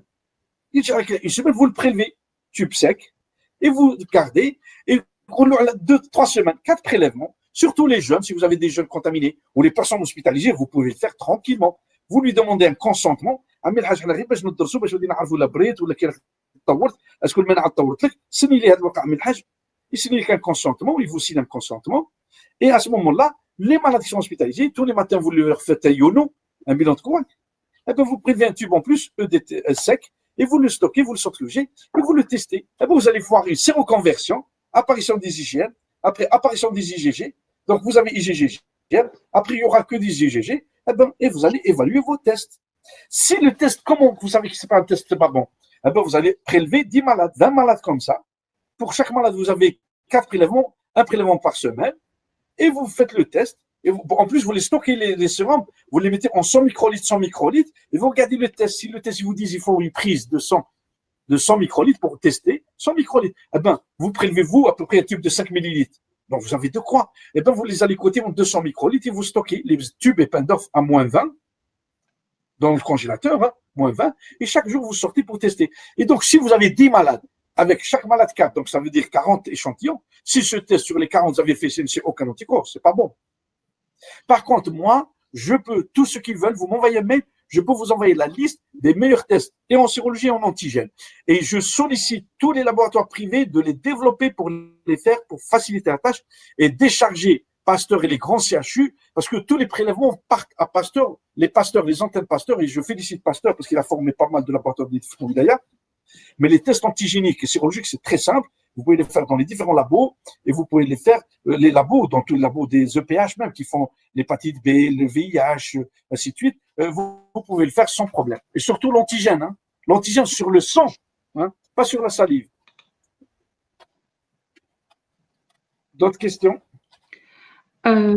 Très bien. Une autre question qui peut être aussi intéressante, c'est par rapport à une personne qui on va dire, en guérison, d'accord? Combien de temps cette personne pourrait-elle être contagieuse? Une personne qu'on va considérer, on va dire, cliniquement guérie, oui, c'est-à-dire l'absence de symptômes, etc. très bien. Combien de temps cette personne est censée être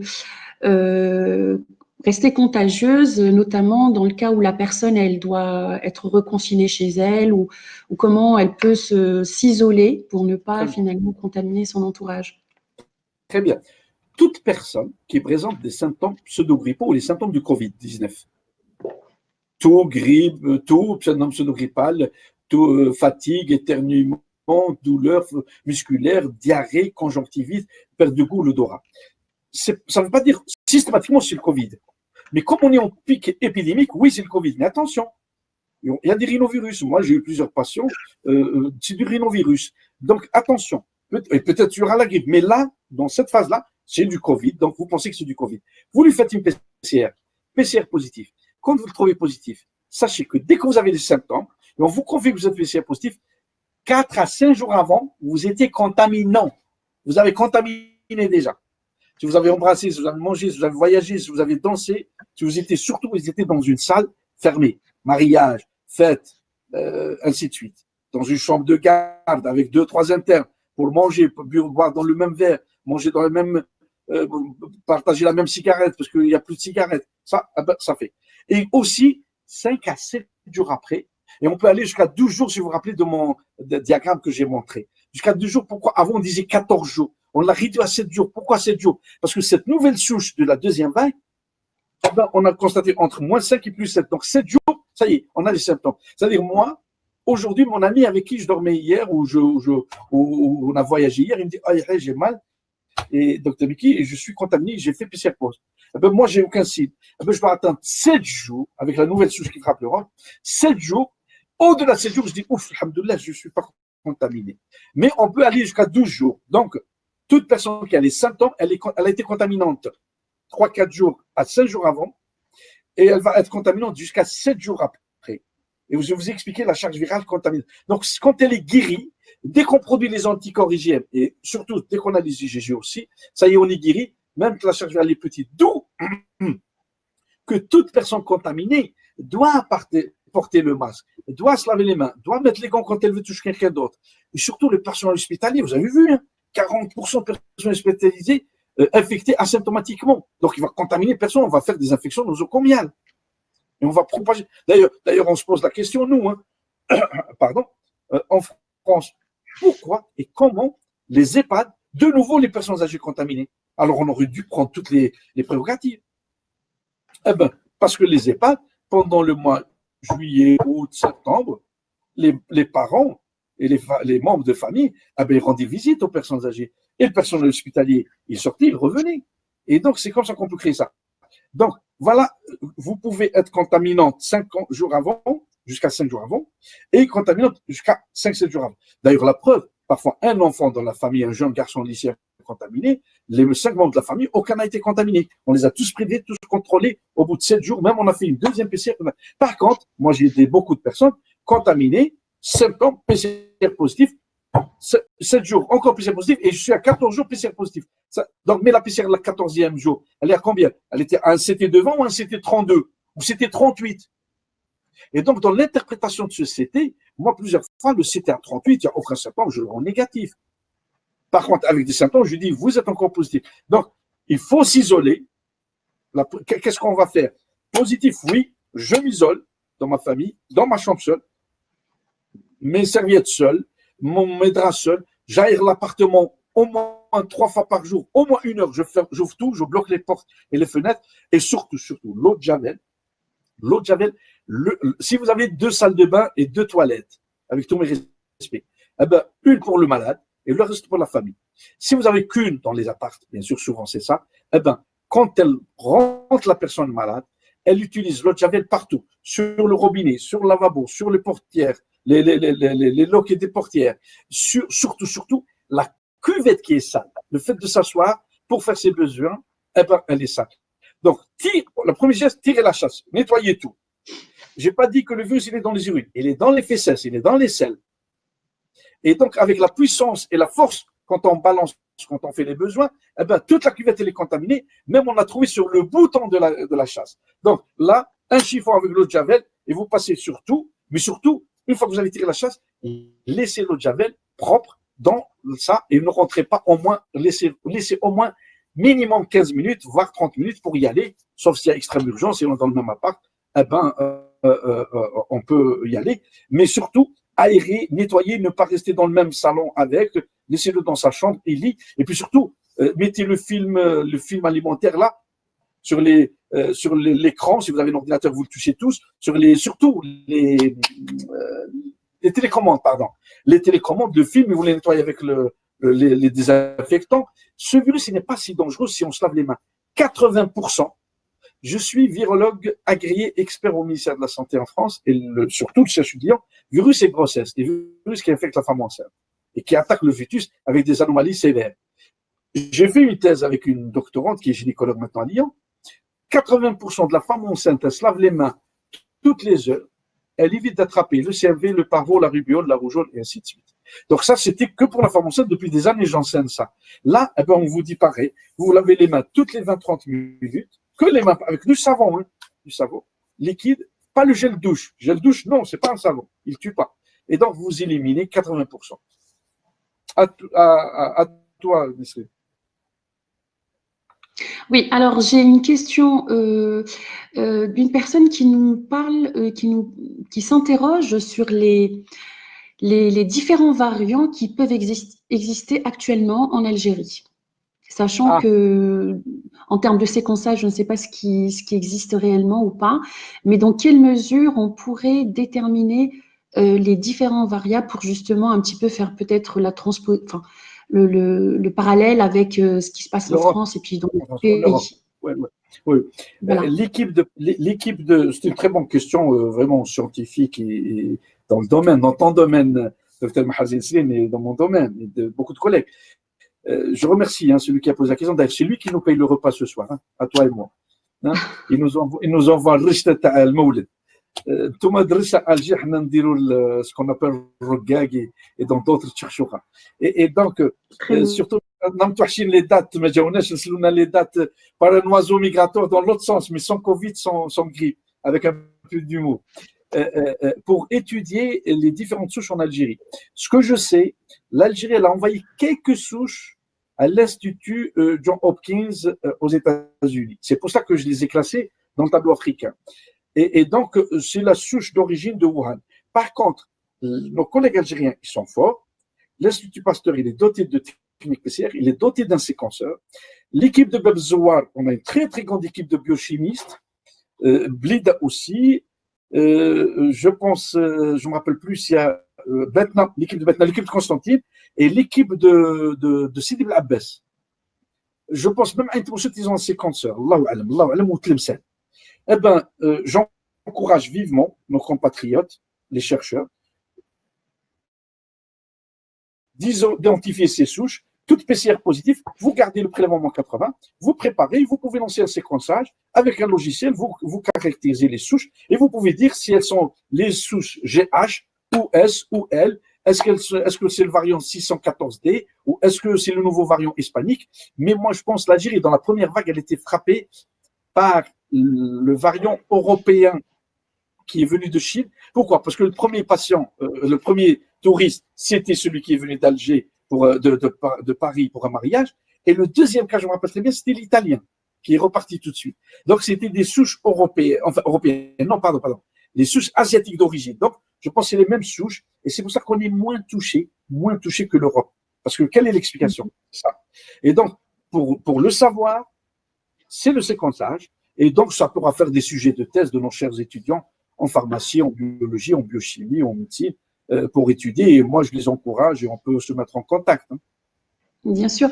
D'ailleurs, ce qu'on relève de cet échange d'aujourd'hui, c'est toutes les possibilités qu'offre justement ce contexte, on va dire, particulier pour ouvrir la porte à tout ce qui est études observationnelles, mais aussi séquençage, celle que tu viens de proposer. Donc, c'est vraiment un contexte qui, pour les médecins, effectivement, assez lourd, etc., mais pour les chercheurs, les scientifiques, ça offre matière à développer des choses. Donc, effectivement, on encourage vivement que ce soit les médecins ou les biologistes, les chercheurs, justement, à profiter.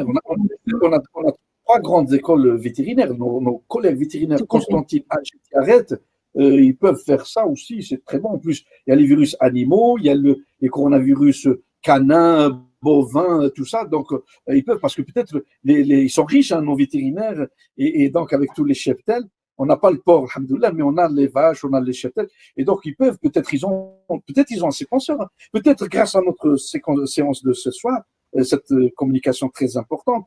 C'est pas parce que c'est moi, parce que c'est les champs scientifiques de haut niveau, et donc les questions de nos confrères. Peut-être que dans un des labos, des grands labos, soit d'Alger, soit de Constantine, soit ou un industriel privé qui fabrique les médicaments. Il y a Hikmat Pharma, il y a plusieurs industriels. Je m'excuse, hein, j'ai cité un parce que je ne connais pas les autres. Les industriels pharmaceutiques privés d'Algérie, ils peuvent acheter un séquenceur, ils peuvent développer, ils peuvent aider. Parce que, tu sais, la pharmacogénétique du médicament, parce que la pharmacogénétique, ça demande de l'étude génétique par rapport aux médicaments. Pourquoi le même médicament, les mêmes frères, ils prennent le même médicament, il y en a un qui répond, l'autre qui ne répond pas, surtout sur le plan chimio, sur le plan tumoral. Et donc, ça peut ouvrir des portes à nos industriels et puis même à nos généreux, richissimes Algériens qui n'ont rien avec la médecine. Ils ont l'habitude de construire les mosquées. Il y en a un qui a construit une très belle école par là, Sétif, qui nous construira un grand labo de recherche et on ira tous, Inch'Allah. Et tu seras la modératrice, Inch'Allah. Oui, ça tombe bien. Oui, ça tombe bien. On a parmi nous Imen, vétérinaire microbiologiste, qui nous dit qu'elle va probablement soulever cette idée-là. Et voilà. Donc, on a parmi nous une vétérinaire microbiologiste. Très bien. Voilà. Donc, je pense que là, on a fait un peu le tour. Je pense que dans le contexte actuel, il serait bien qu'on puisse finir sur une touche concrète et pratique, et peut-être finir sur la question de la prévention, l'importance de la prévention. Donc, comme vous nous avez bien expliqué, à l'heure actuelle, on n'a pas encore de vaccin, on n'a pas de traitement curatif bien ciblé. Donc, plus que jamais, la prévention est de mise. Et justement, on a une question de Nesrine Idouri. Tu m'excuseras, Nesrine, si j'ai mal prononcé ton prénom. Donc, qui nous dit pourquoi pas de deuxième vague en Chine. Ah, Donc, bravo. après, bon, c'est la Chine, c'est pas les mêmes moyens. Non, je peux mais répondre. voilà. Je peux répondre. Bien sûr. Très bonne remarque. Pas seulement la Chine est un peu le Japon, la Corée du Sud. Pourquoi? Eh bien, parce que la Chine a traqué ce virus comme quand des agents de sécurité qui traquent un délinquant et qui l'arrêtent, mais qui mettent tous les problèmes. La Chine a mis une force extraordinaire et elle a agi dans un temps record pour stopper l'épidémie, la première vague. Et on se rappelle, et on a eu peur, on a dit, mince, est-ce que c'est la deuxième vague? Les 24 de Pékin. D'un seul coup, elle a fermé 11 millions d'habitants de Pékin, elle a enfermé tout, encerclé tout, et elle a tout traité. Elle a construit un hôpital de 45 000 lits. Et on a vu comment ils ont traité. C'est un peuple qui a beaucoup souffert pour la première vague, pour le début, mais qui a su maintenir. Mais pourquoi? Parce que justement, chers concitoyens, concitoyennes, chers confrères, chers consoeurs, Wallah, j'ai envie de pleurer même. Parce qu'on doit apprendre. La vie, elle n'est pas là pour dire oui, déjà vague, واش يعرف non وجهه هذا وجهه ما يربحش باش قالنا دخلنا خلينا نعيشوا كره لنا حياتنا. Non, non, non, non, non, non. Les gens, ils prennent de la science pour construire un pays. Les gens, ils prennent de la science pour construire une force. Les gens, ils prennent de la science pour évoluer. Les gens, ils prennent de la science pour progresser, pour vivre mieux. Vous savez, j'ai un article qui m'a beaucoup plu. La Chine, elle a publié un article en 2010. Elle a dit, suite au SARS-CoV-1 et à la grippe pandémique, il n'y avait pas encore le MERS. Elle a dit, je suis prête à faire face à une grave, comme ça l'article, à une grave pandémie mondiale et je saurai comment la battre. Et j'ai cet article qui a été publié en 2010, envoyé, soumis en 2009, accepté en 2010. J'étais étonné et j'ai lu. Ils ont dit le SARS-CoV-2, voilà ce qu'on a fait, voilà comment on a fait, voilà comment on a fait, voilà comment on a fait. Eh ben, c'est comme ça. Quel est le pays? Est-ce que les États-Unis, la première puissance mondiale, avec le puissant M. Trump, qu'est-ce qu'ils ont? 200 000 morts. 200 000 morts, 300 000 morts. Combien de morts par jour? Combien d'infectés par jour? Aujourd'hui, les États-Unis, 200 000 infectés par jour. Les cieux, ils sont à eux. La terre, elle est à eux. Les océans sont à eux. Ils savent que je parle d'eux maintenant. Maintenant, ils savent que je parle d'eux. Cinquième puissance, la France, la Grande-Bretagne, qui a dominé le monde entier. Ils sont où? Eh bien, la Chine, c'est comme ça l'article, il m'a beaucoup plu, je l'ai lu, je l'ai relu. Ils disent, eh ben, on a pris des leçons. Vous, nous, nos concitoyens, grâce à cette conférence de ce soir, et Inch'Allah, elle aura de l'impact par rapport à déjà ceux qui y sont participés, mais Inch'Allah, elle aura de l'impact par rapport à nos confrères, parce que vous savez diffuser tout sur Facebook. Ce n'est pas pour me montrer que c'est moi. Essayez de transmettre le message que je veux transmettre, ou que je souhaite soumettre à mes collègues. Prenez exemple les leçons de la première vague. Comment on prépare les hôpitaux, comment on rachète les optiflots, comment on achète les masques à concentration, comment on va convaincre les directeurs, comment on va parler avec monsieur le ministre de la Santé, comment nous, en tant qu'individu, qu'est-ce que je peux mettre dans mon service, comment je peux nettoyer, comment je peux laver, comment je peux acheter l'eau de Javel, comment. Et donc, c'est un travail, c'est pour ça que tout à l'heure, j'ai dit, j'appelle la conscience collective et la conscience individuelle. Et donc, l'Asie, eh ben, allez-y voir la rigueur de la Corée du Sud, allez-y voir la rigueur du Japon. Et donc, c'est une rigueur du travail. Et nous, la France, pourquoi on est frappé? Eh bien, la France, je vous cite un exemple. La France, par exemple, avant le lever du confinement, je pense, je l'ai dit, peut-être je m'oublie ou je me répète, eh ben, le président de l'Académie de médecine de France, c'est une grande structure, hein, l'Académie, mais elle n'a pas un pouvoir décisionnel. C'est une structure scientifique, l'Académie. Le président de l'Académie, je me rappelle très bien, je l'ai entendu à France Info, le jour où M. Édouard Philippe et M. Véran, il a dit, on va proposer le lever total du confinement le 14. Il a dit, l'Académie, elle s'est réunie pendant 8 heures et elle a décidé comme suit. Le port de masque doit être obligatoire pour lever le confinement total. Ils n'ont pas écouté. Ben, on en est où aujourd'hui? Imaginons que que le masque était devenu obligatoire dès le déconfinement. Est-ce que nous serons actuellement, alors qu'il il est devenu obligatoire qu'à mi-septembre, je pense, ou 21 septembre, je ne me rappelle plus. Et donc, vous voyez, quand on retarde dans certaines décisions, vous savez, moi j'ai appris par un professeur, quand on avait une réunion à 11 heures, je vous assure, il met 11h02. C'est-à-dire quand vous arrivez à 11h02, c'est la vraie 11 heures. Qu'est-ce qu'il fait? Il ferme la porte. Parce que 11h02, il ferme la porte. Vous tapez, il vous dit TGV est parti. Eh bien là, le TGV est parti. Ah, vous ne vous laisserez pas rentrer. Hein. Même on avait des réunions avec des médecins, des chercheurs de Marseille, de Bordeaux qui arrivaient. Monsieur, j'ai commencé, la porte est partie. Donc, quand on avait une réunion avec ce monsieur, il faut apprendre la rigueur. Et cette rigueur, vous ne l'apprenez que parce que vous êtes concerné.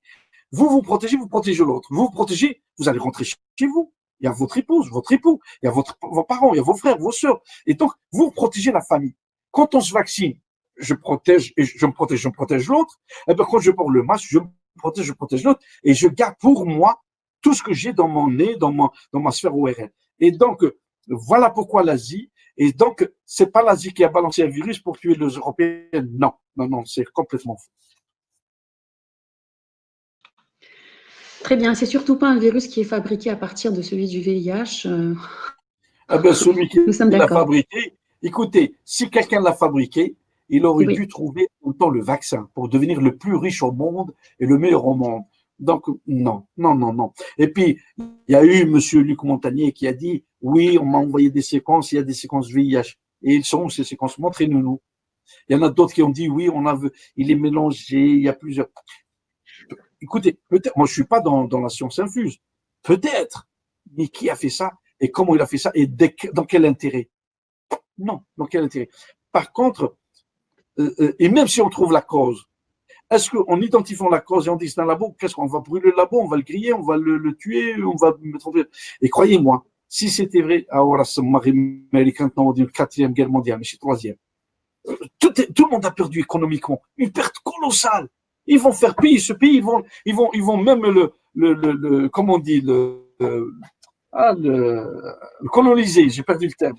Ils vont vous avez compris. Ils vont le prendre. Non, non, non, non.